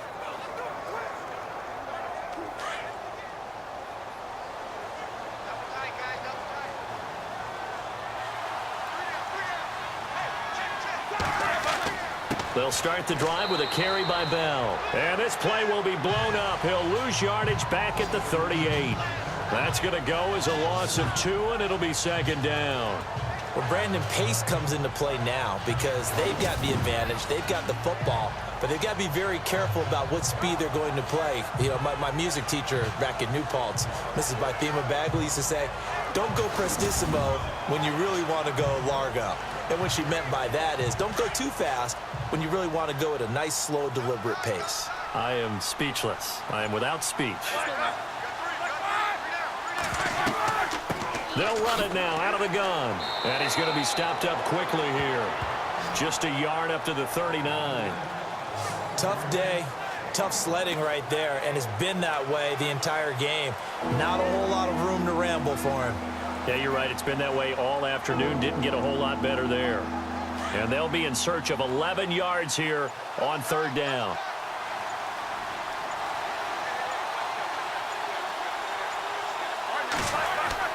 A fake to Bell. Now it's Roethlisberger.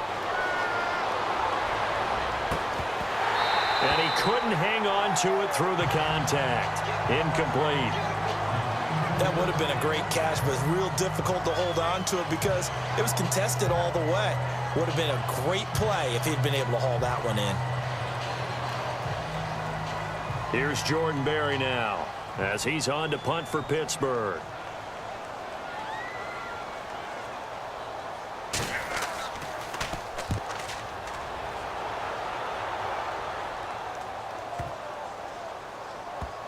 Oh, and what a play on special teams here. This is going to be down inside the 5, all the way down at the 2-yard line.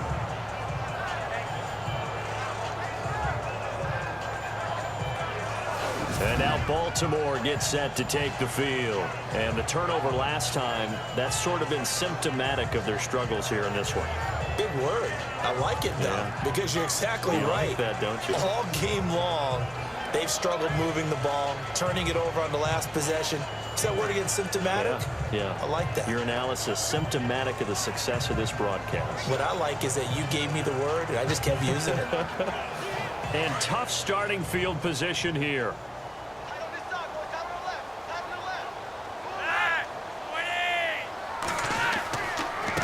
Then he'll give it here to his running back. And he'll get him a little bit of breathing room across the 5 to the 6-yard line.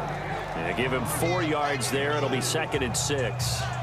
And while they hope to continue this drive, it's really already mission accomplished. They've given enough space now that if they have to punt the ball, they've done so with that first run. And they're 6 yards away from picking up the first here on 2nd down.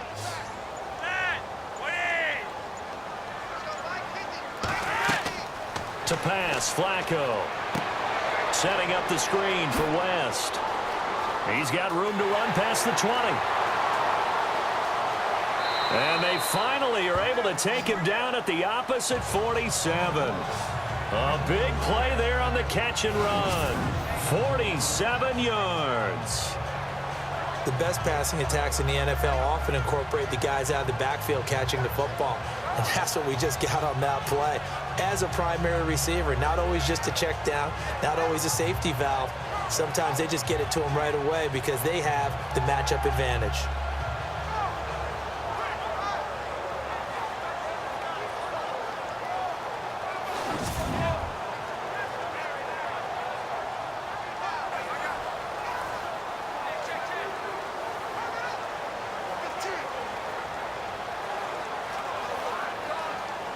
So after that big gain, let's see what else the offense has up its sleeve.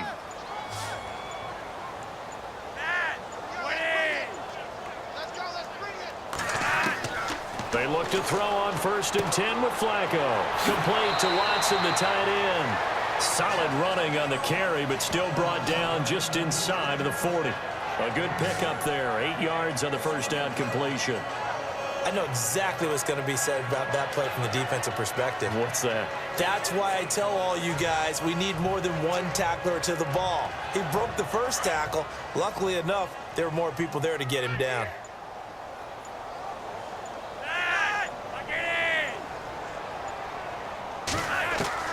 On 2nd down, Flazko to throw. Looking left sideline, it's complete. And he's going to be out of bounds down inside the 20. And a nice gain of 21 yards. A little football 101 there. You just see the receiver try to run down the defender, meaning he goes right at him and really trying to move him a little bit towards the center of the field so he can put his foot in the ground and break to the out, to the sideline, and make a catch.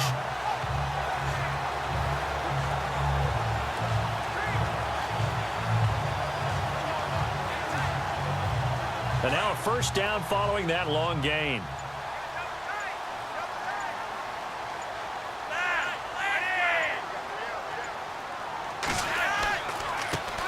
They'll run it here. This is Buck Allen. And he is into the end zone for a Baltimore touchdown.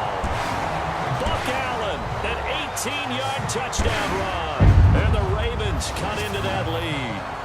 And certainly some credit there for that touchdown goes to the offensive line. They never get the credit they deserve in the stat sheet, but they are the reason that they got the points. Excellent job up front, clearing the way for the score.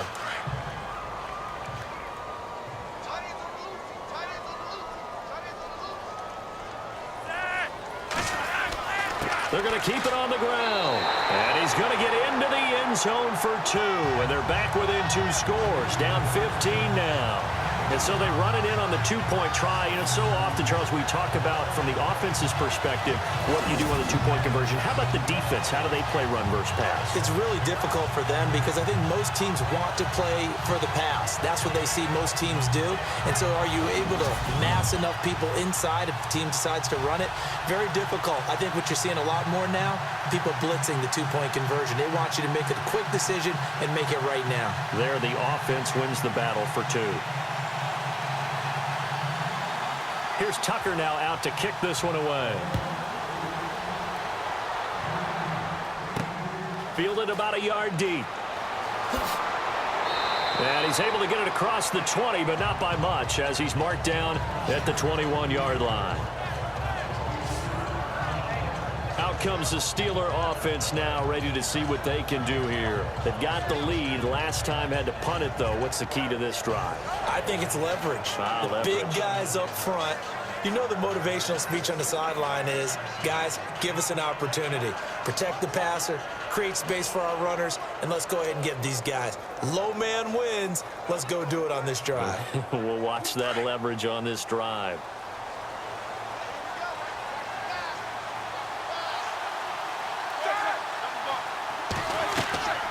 They'll run it now out of the gun.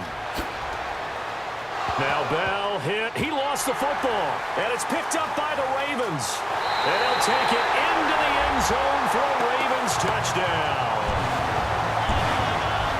This defense, Charles, they needed some type of a spark to help get them back in this game. I think they just got their spark. No doubt about it. And you know that's all they discussed. How can we get ourselves moving again? How can we get our team going? This definitely qualifies.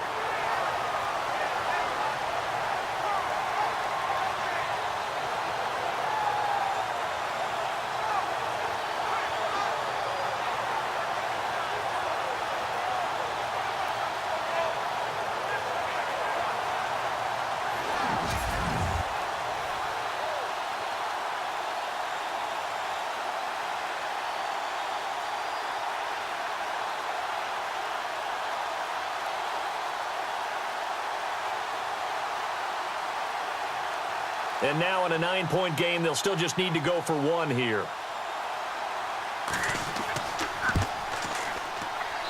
And it's good, so that will get them back within one score. The scoop and score, always an exciting play in football, and we witnessed it there, grabbing it off the ground and then rumbling it into the end zone for 6.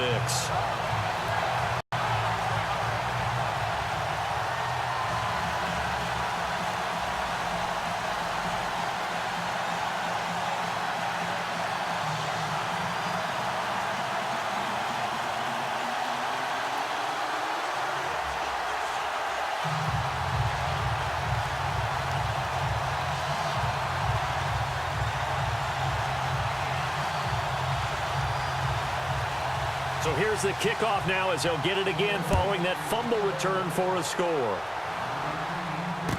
This will be taken to the back of the end zone. And no thought to bring this one out. He'll just go down to a knee, and they'll take over at the 25. The Steelers offense now, they head back onto the field. They'll be looking to make amends for the events of a moment ago. A fumble return for 6 points. You absolutely have to protect the football. That's got to be priority number one because margin for error is starting to slip away. And now it's down to a one-score game.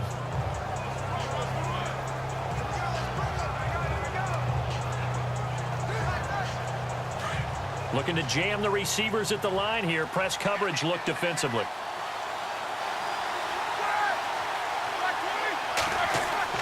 Now Roethlisberger on first down. Toward the sideline, and look at that catch. Dragging the toes, and that's going to be a first down. Well done. A Steeler first down on the pickup of 11 yards. Well, how about this aggressive approach? Got the lead, fourth quarter, continuing to throw the football. Are you thinking about Super Bowl 51? Atlanta had the lead against New England, and they ended up giving it up? I was going to say don't say it, but you did say it. I did, didn't I? Yeah, anybody watching in Atlanta, our apologies.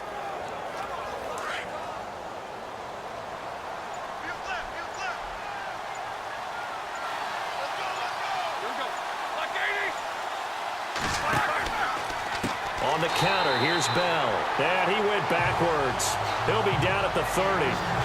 He lost 6 there on the first down play. Run blitz there defensively, something we might see more of here in the fourth quarter. I think we'll see a lot of it, and the difference between that and a pass blitz, you're just trying to get to the quarterback. You're trying to scheme someone open who will get to the QB and make sure he gets on the ground. In a run blitz, you're actually trying to cover up gaps, trying to cover up holes so they can't run the football.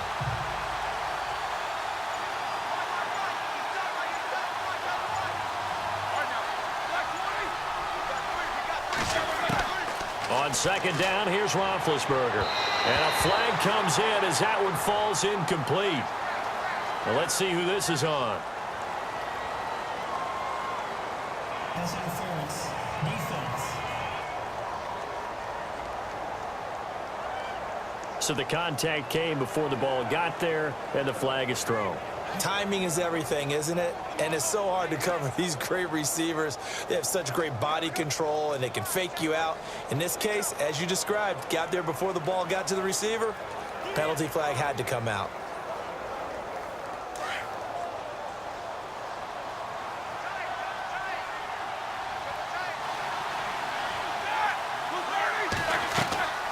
And they'll keep it on the ground with Bell. And nothing doing. He's immediately taken down at the line of scrimmage. Officially no gain on the play, and it's second down. The fourth quarter here, they've got the lead. They want to keep it on the ground. That's what they're doing. Smart football. Keep the clock grinding. Keep it going. But you got to figure now, they're going to see more people stacked up at the line of scrimmage as they try and bleed it out. They'll run it now out of the gun. No, bottled up. Fumble. It's out. It's loose. And it's picked up by the Ravens. And he'll bring this one back to the 29. I know when you're looking at the scoreboard clock, we're getting near the end of this game. But they bring what was really called 4-minute offense.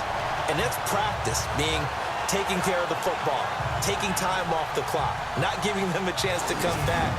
But bottom line is, what did I say in the beginning? Taking care of the football. That didn't happen. Didn't do it. A costly turnover.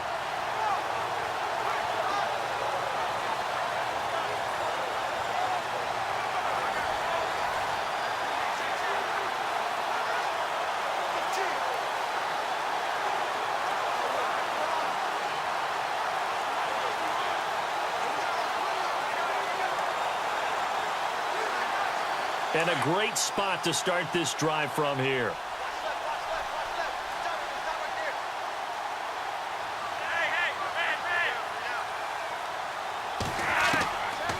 They'll run it now out of the gun. And he'll be brought down at about the 25 after a pickup of 4. Tough running there. That's a hard-earned 4 yards. Yeah, those are the unsung kind of runs. They don't fill up the stat sheet, but they do set you up in good position on second down.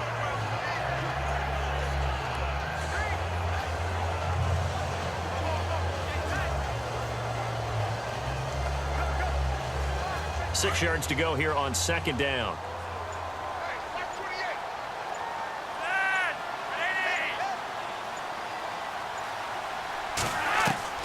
Flazko from the gun. And this is caught. Jeremy Maclin. And he gets it all the way down inside the 10 to the 5-yard line. And a nice gain of 21 yards.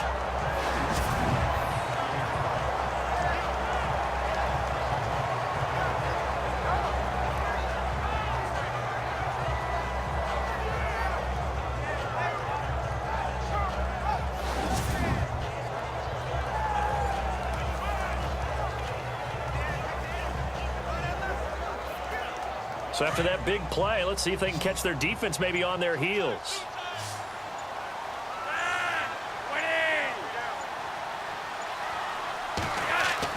Flazko.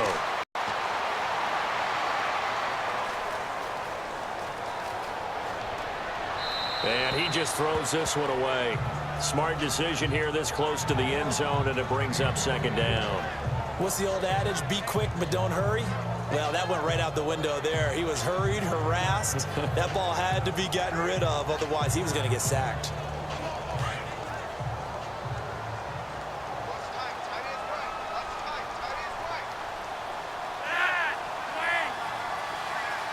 Second and goal as the offense looks to try to punch it. And he'll get in. Touchdown, Baltimore.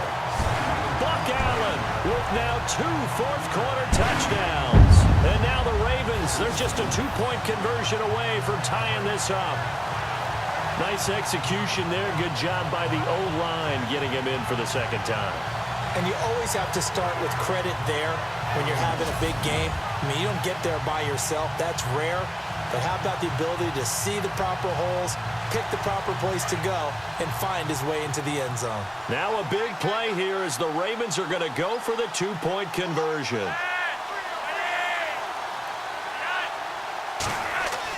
Here's Flazko. And he will get into the end zone for 2. And this game now tied here in the 4th. Still time to work with on the clock, but they wanted a tie now, and they got it. And I love their aggressiveness. Go ahead and get it done, get the game tied. Now your team has the momentum, and you're staring across the field saying, let's see if you can match us.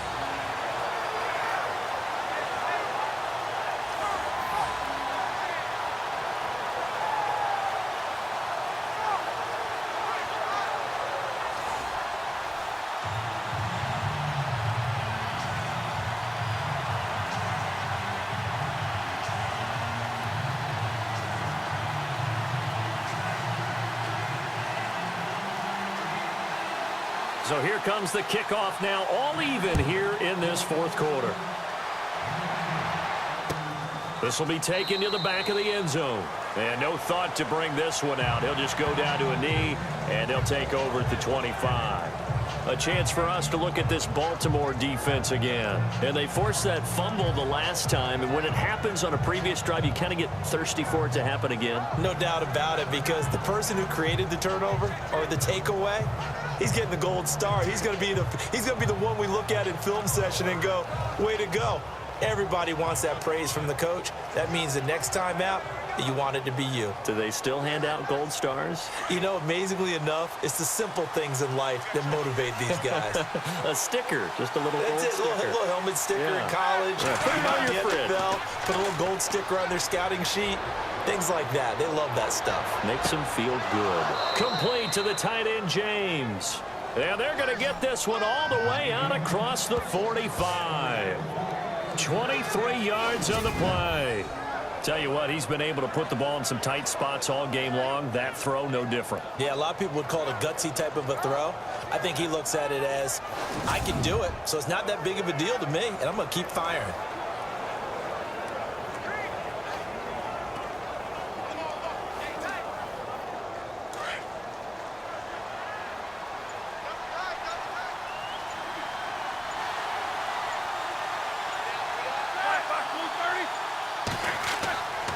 Here's Bell.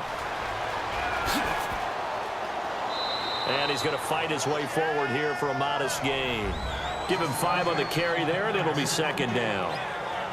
Frustrating for a defense, energizing for an offense. Finding a way to create that type of yardage in your running game, that'll make the guys carrying the ball very, very happy.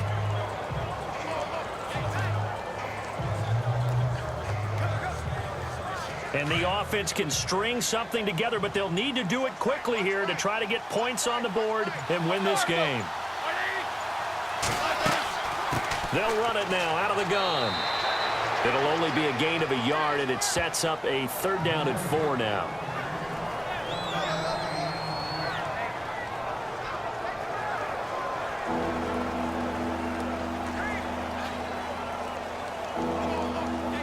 This a big play for both sides. What will we see here? 3rd and 4. Time for a break. We'll come back and see how it all shakes out after this.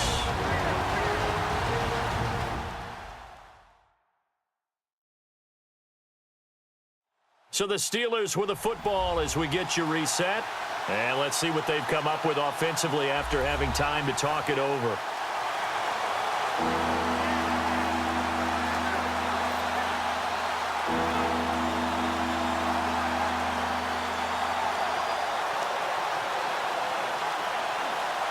Now the Ravens bring out an extra defensive back here on 3rd down. Could be a blitzer.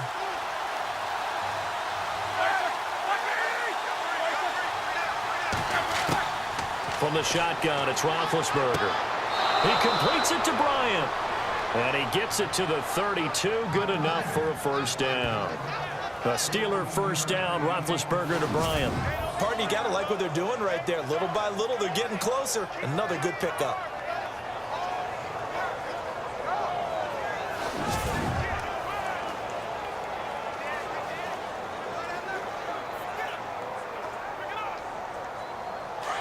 And on the outside, they're playing press coverage.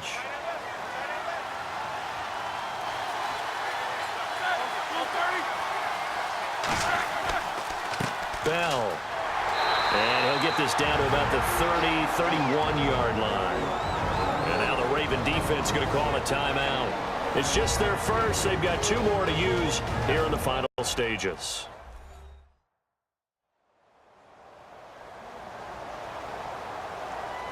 So the defense had a chance to catch their breath, and now they're back out and ready.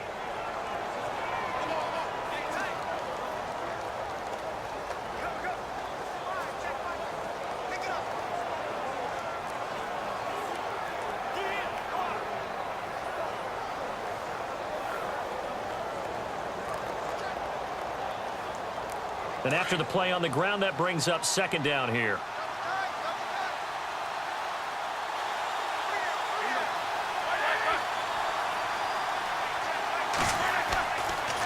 This is Bell. No dice this go around. He's hit behind the line and taken down. And now the Ravens are going to take another timeout. That'll leave them with just one remaining in this fourth quarter of play.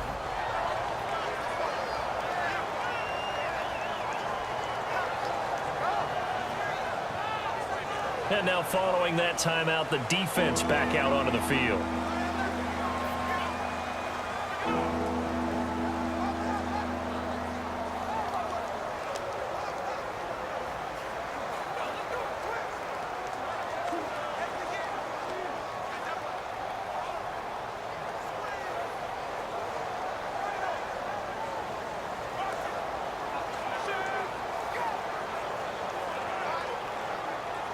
Ten yards to go on third.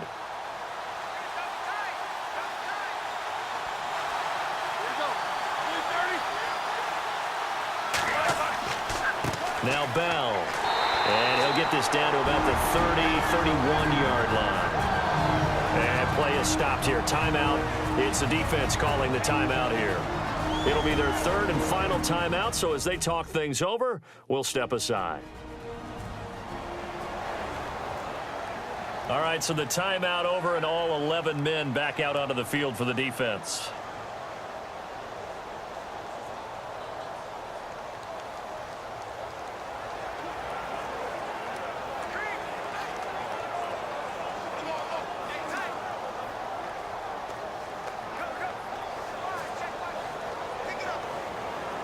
So here we go. On now is the kicker, Chris Boswell. This for the lead in the final stages.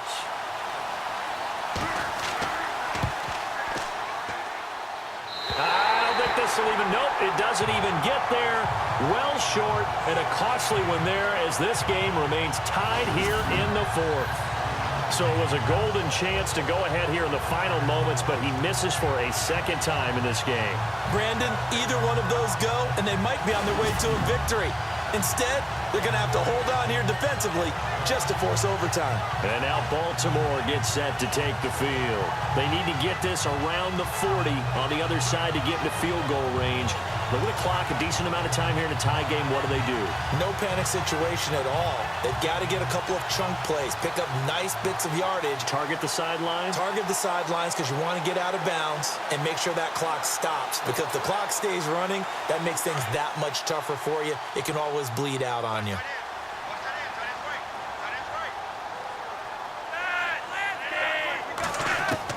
Pressure mounting. Flazko.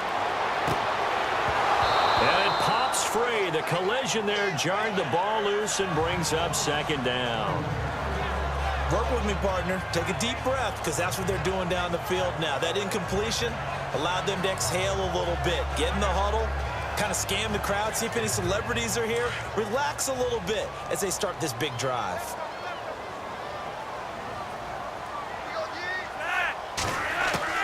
Flazko finds his man, Watson, over the middle. That throw good for only a couple. It brings up third down. They'll get to the line here, but remember, it's also third down. Setting to throw, Flazko. Over the middle, complete. That's Watson. And he takes this one down all the way near the 30. A big third down conversion with a gain of 28. Flazko to throw. Got his man complete over the middle. That's Watson. A good pickup there. 8 yards on the first down completion. In possession for the possible game winner, but they need to get up and spike it. Flazko. And he'll be brought down inside the 20 at the 19. They're just 4 yards on the pickup, but that's good enough to extend the drive. He decided to run a hitch route. It really helps to have a guy who can turn it loose. And, boy, he rifled one in there on that one. Not much run after catch, but it worked really well.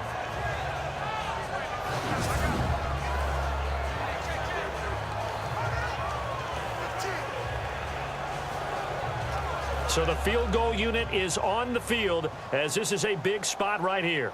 He missed his only attempt earlier. This time he's going for the win. And that's off the right upright. Thought it might sneak in, but it did not. It's no good. And that changes everything here in OT.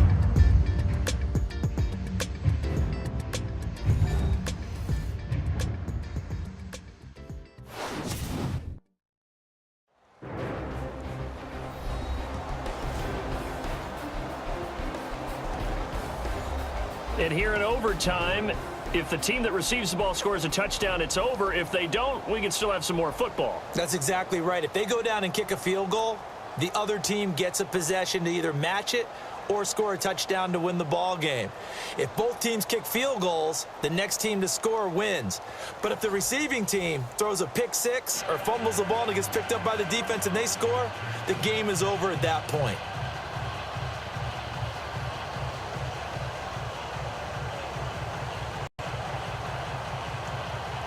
So a tie ball game here as the kick's away.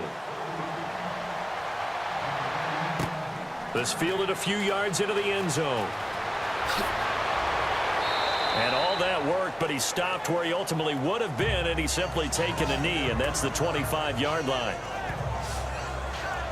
The Ravens offense now, they get ready to head back on the field. They control their own destiny here. They have the football in overtime. Obviously, a touchdown would win it. And I think teams around the league are still adjusting to the idea of going downfield, scoring a touchdown wins the game, because they were used to just going downfield and trying to get in field goal range to win a game. Still having to make that transition. Let's face it now, the ones who are doing it best know they need to go down, attack, put the ball in the end zone, and not leave it up to a field goal and give the other team a chance. Yeah, as we said, they control their own destiny now. They'll run it now out of the gun. And they're able to get this one across the 35. It's a pickup of 11 and a Baltimore first down. Really good, skillful, tough running throughout this contest. Picked up first down after first down. He's got to have a nickname, doesn't he? How about the human first down machine? I think that fits.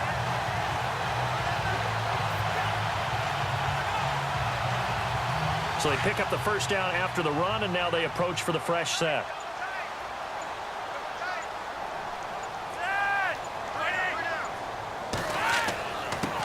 Now a handoff here to his running back. And he takes this up right near the 45-yard line. 9 yards is the pickup there, and they'll have a 2nd and 1. Some runs are blocked so well, you almost forget that someone has to carry the ball to gain the yardage.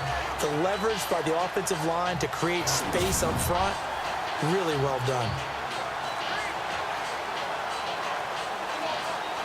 See if they stay on the ground for 2nd down.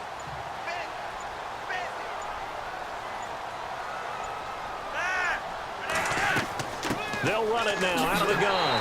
And, a good hit there and knocked down hard at the 46. He could muster only a yard there, and they'll be left with a 3rd and very short. Pretty good job defensively. Thought he was going to get it, but they knew where that marker was, and they stopped him just short of it. What it does is emphasize that strategic football and situational football is not just played on the offensive side, is it? Defense understanding, as you noted, where the first down marker was and making sure they didn't get there. And incomplete. The contact made the ball roam free and brings up 4th down. Decision to be made on 4th and just a few inches in overtime. What do you do? I know you've got to weigh it out as a head coach, because if you don't get it, you've turned it over in a great spot for the opposition to go down and win the game. But 4th and inches, I think what most teams do is they say, if we can't get inches, we don't deserve to win anyway. This is away and a very good kick, angled for the sidelines. Out of bounds as he appeared to be looking for the corner. He got it. They're going to mark this at the 4-yard line.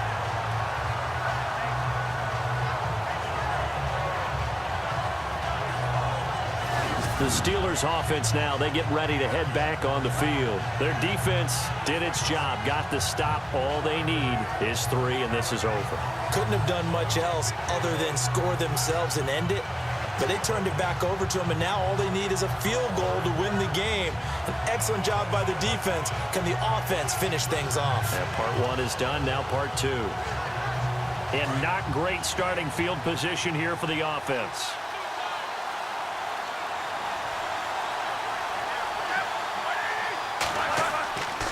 Now a first down carry by Bell. And they'll hit him for a loss as he's back to his 2-yard line.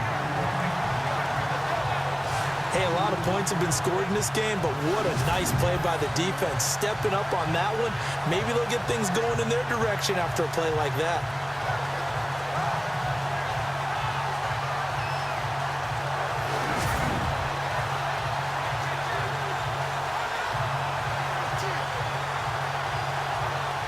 And they're behind the sticks here a bit now, dealing with a 2nd and 12.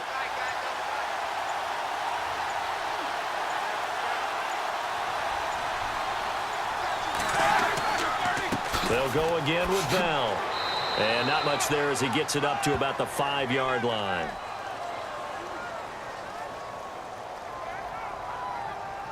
Personal foul. Face mask. Defense. In overtime, you have to be smarter than that. A personal foul just can't happen. Have to have poise.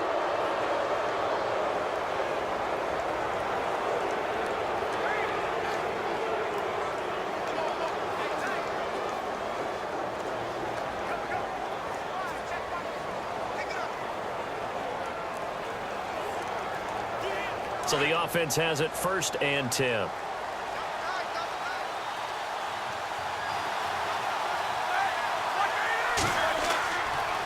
Roethlisberger with a give to Bell. He'll get about 3 as he's taken down at the 23. Not much happening there on first down. I thought there might have been a hole for a split second. Yeah, but it dried up pretty quickly, didn't it? Closed fast.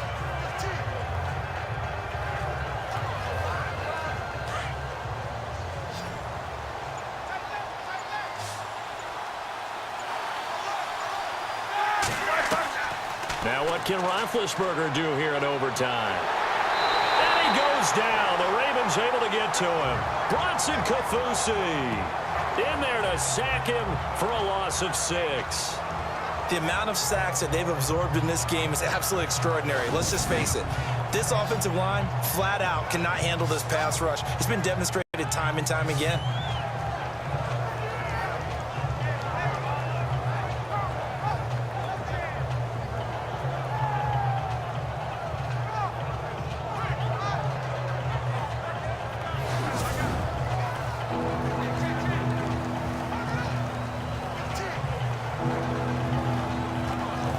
So the sack, and now a 3rd and long situation for the Steelers and Ben Roethlisberger.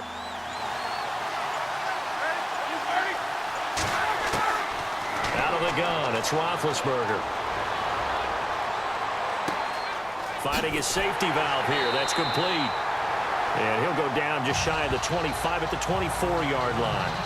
Call it a pickup of 7, and that'll bring up 4th down. So much about this game is just understanding situations and then having to execute, isn't it? Guard the first down sticks. Don't let them get there. And they rallied and made the tackle. Here's Jordan Berry now. On for a very important punt here in overtime.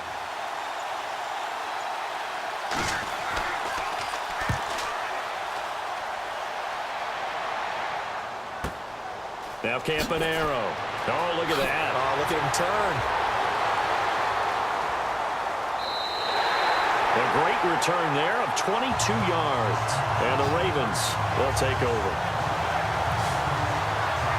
The Steelers defense, we watch them get set to go. They did their job last go-around, forced the punt, hoping for more of that here. They got off the field. That's exactly what they wanted to accomplish. Get off the field, turn the ball over to their offense, and kick back and enjoy a little bit of water and rest before they have to go back out there again. Back out there now, hoping to hurry up and get more water and rest.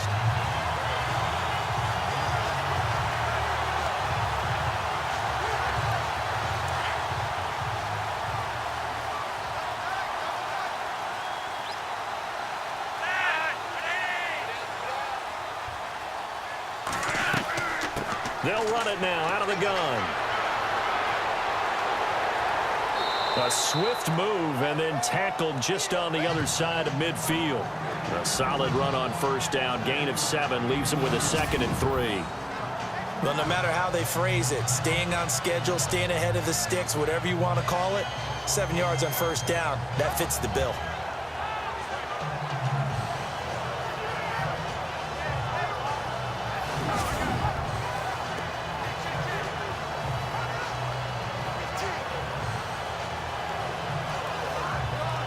Second down following the...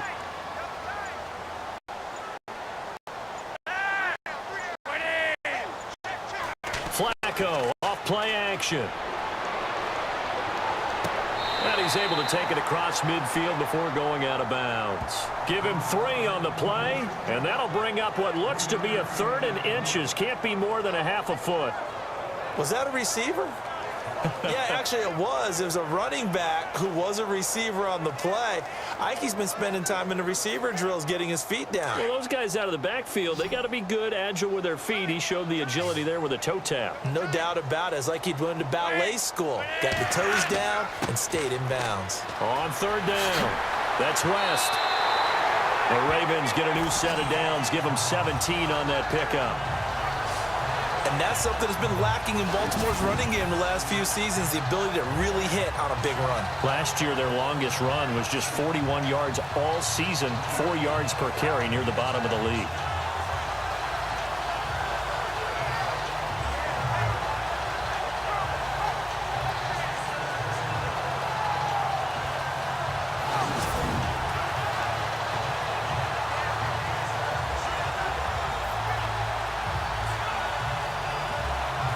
First down and 10 now for the offensive group.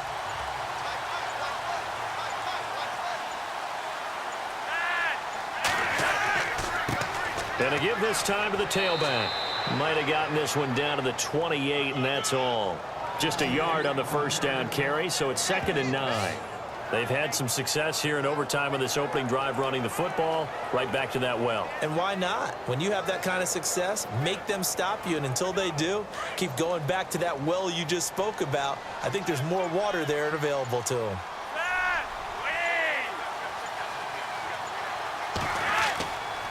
Flazko gives to Allen. And he'll get this one down to about the 27. Back-to-back 1-yard runs here, so that leaves him with a 3rd down and 8.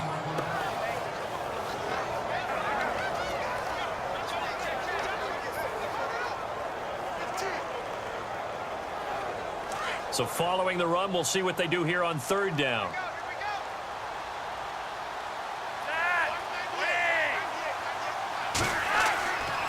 They keep it on the ground. Allen again. Call it no gain there, and it leads to a 4th down. One of the things I love about this game is there's a match of wits throughout the game. Who's going to get the advantage? Who's going to catch someone off guard? I feel like the offense thought they might catch the defense off balance with that play call, but unfortunately, that didn't work for them.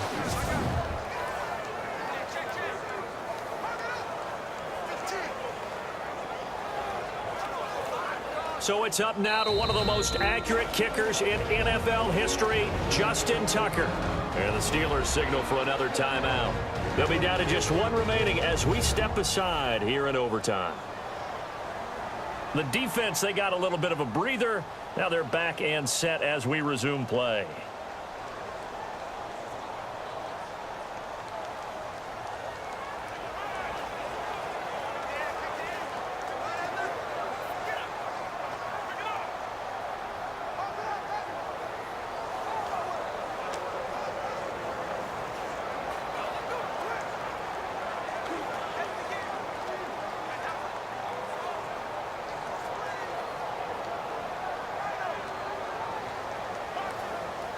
So it's up now to one of the most accurate kickers in NFL history, Justin Tucker.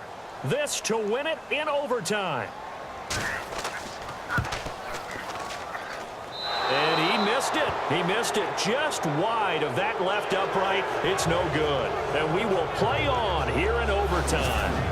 So possible disaster there. It's an empty possession, and there's no worse time to have an empty possession than the first drive of overtime. Yeah, and remember the situation now, Brandon. It's sudden death from here on out. You can bet he's begging for a chance to redeem himself. But the question now is, will that chance ever come?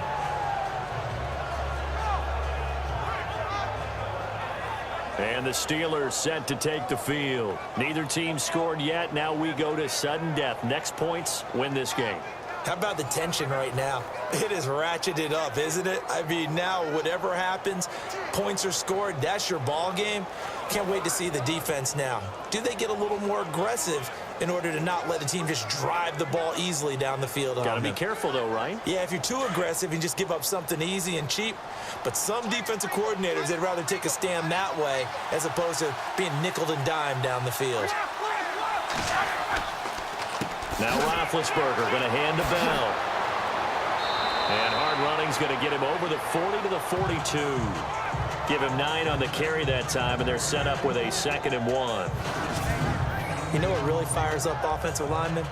When the guy that is carrying the ball behind them can create his own space and break a tackle along the way.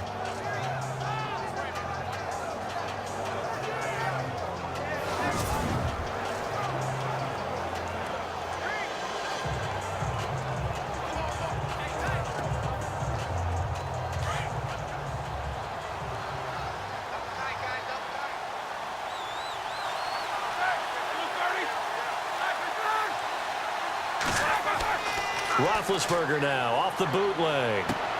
He's going to hit his man out of the backfield, complete. And he'll be brought down at the 48-yard line. It's a 9-yard gain, and it keeps the drive moving.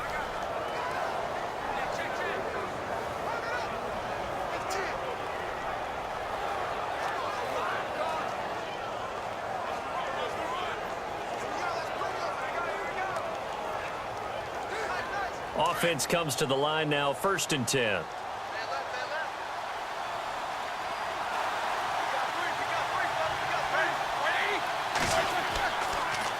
A give to Bell.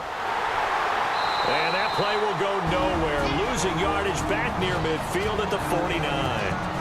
Now before this 2nd down play, we'll get whistles and a timeout.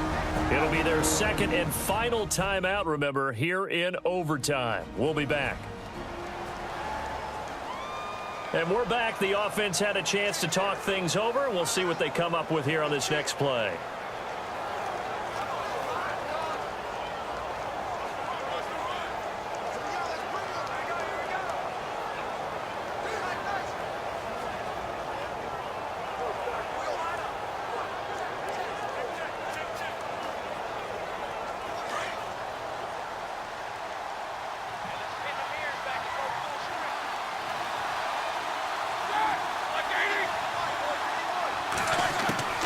On 2nd down, Roethlisberger. James has got it, complete. And he's going to be taken down with a marker on the field. So let's see about the call. Holding offense. Well, your QB's been sacked 4 times in the game already, and they're the holding call. And you know darn well the offensive line coach is frustrated and upset that he's been hit that many times already. He doesn't really care that they hold now. Just don't let him get hit anymore.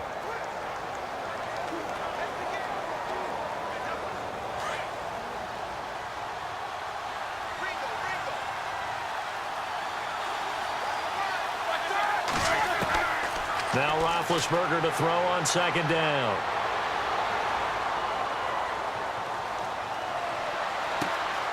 Over the middle, it's caught by Rodgers. And they're able to get this one down to the 25.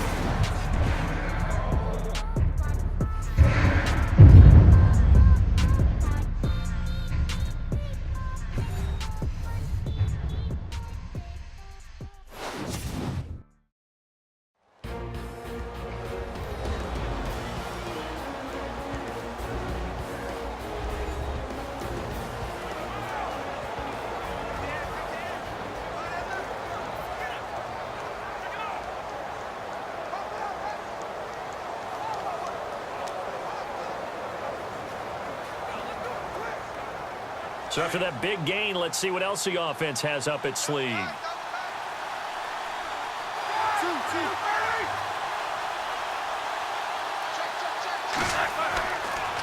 The give is to Bell.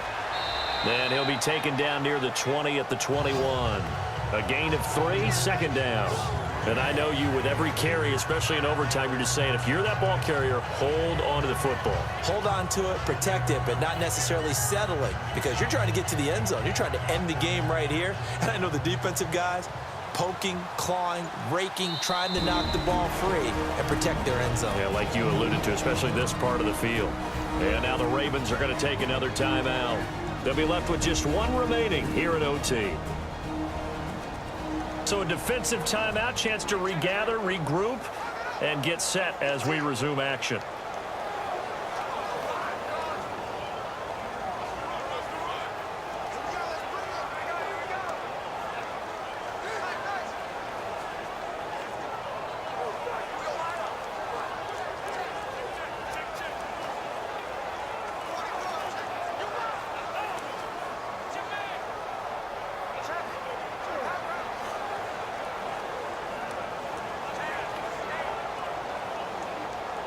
So on now for the field goal try, Chris Boswell.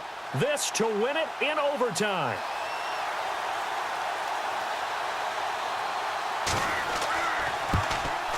And he got it. The kick is good in overtime. He's able to split the uprights. We thought this game would be a good one. It did not disappoint into overtime, and it took the field goal to win it. And we always pay lip service to how important it is to play defense. And usually we focus on the big offensive pyrotechnics, right? But in this case, they got the ball back on defense, gave themselves a chance, and they capitalized on it with a victory. And I don't care what distance that field goal is from in overtime. The knees are always knocking, but he pushed it through. Not only that, think about your snapper, your holder. A lot of nerves for them, too, because they have to do their job in order to give him one last chance to put a foot to it. So that's a wrap for Charles Davis. I'm Brandon Gaudin, and this has been a presentation of the NFL on EA Sports. For more, check us out at easports.com. From Baltimore, so long, everybody.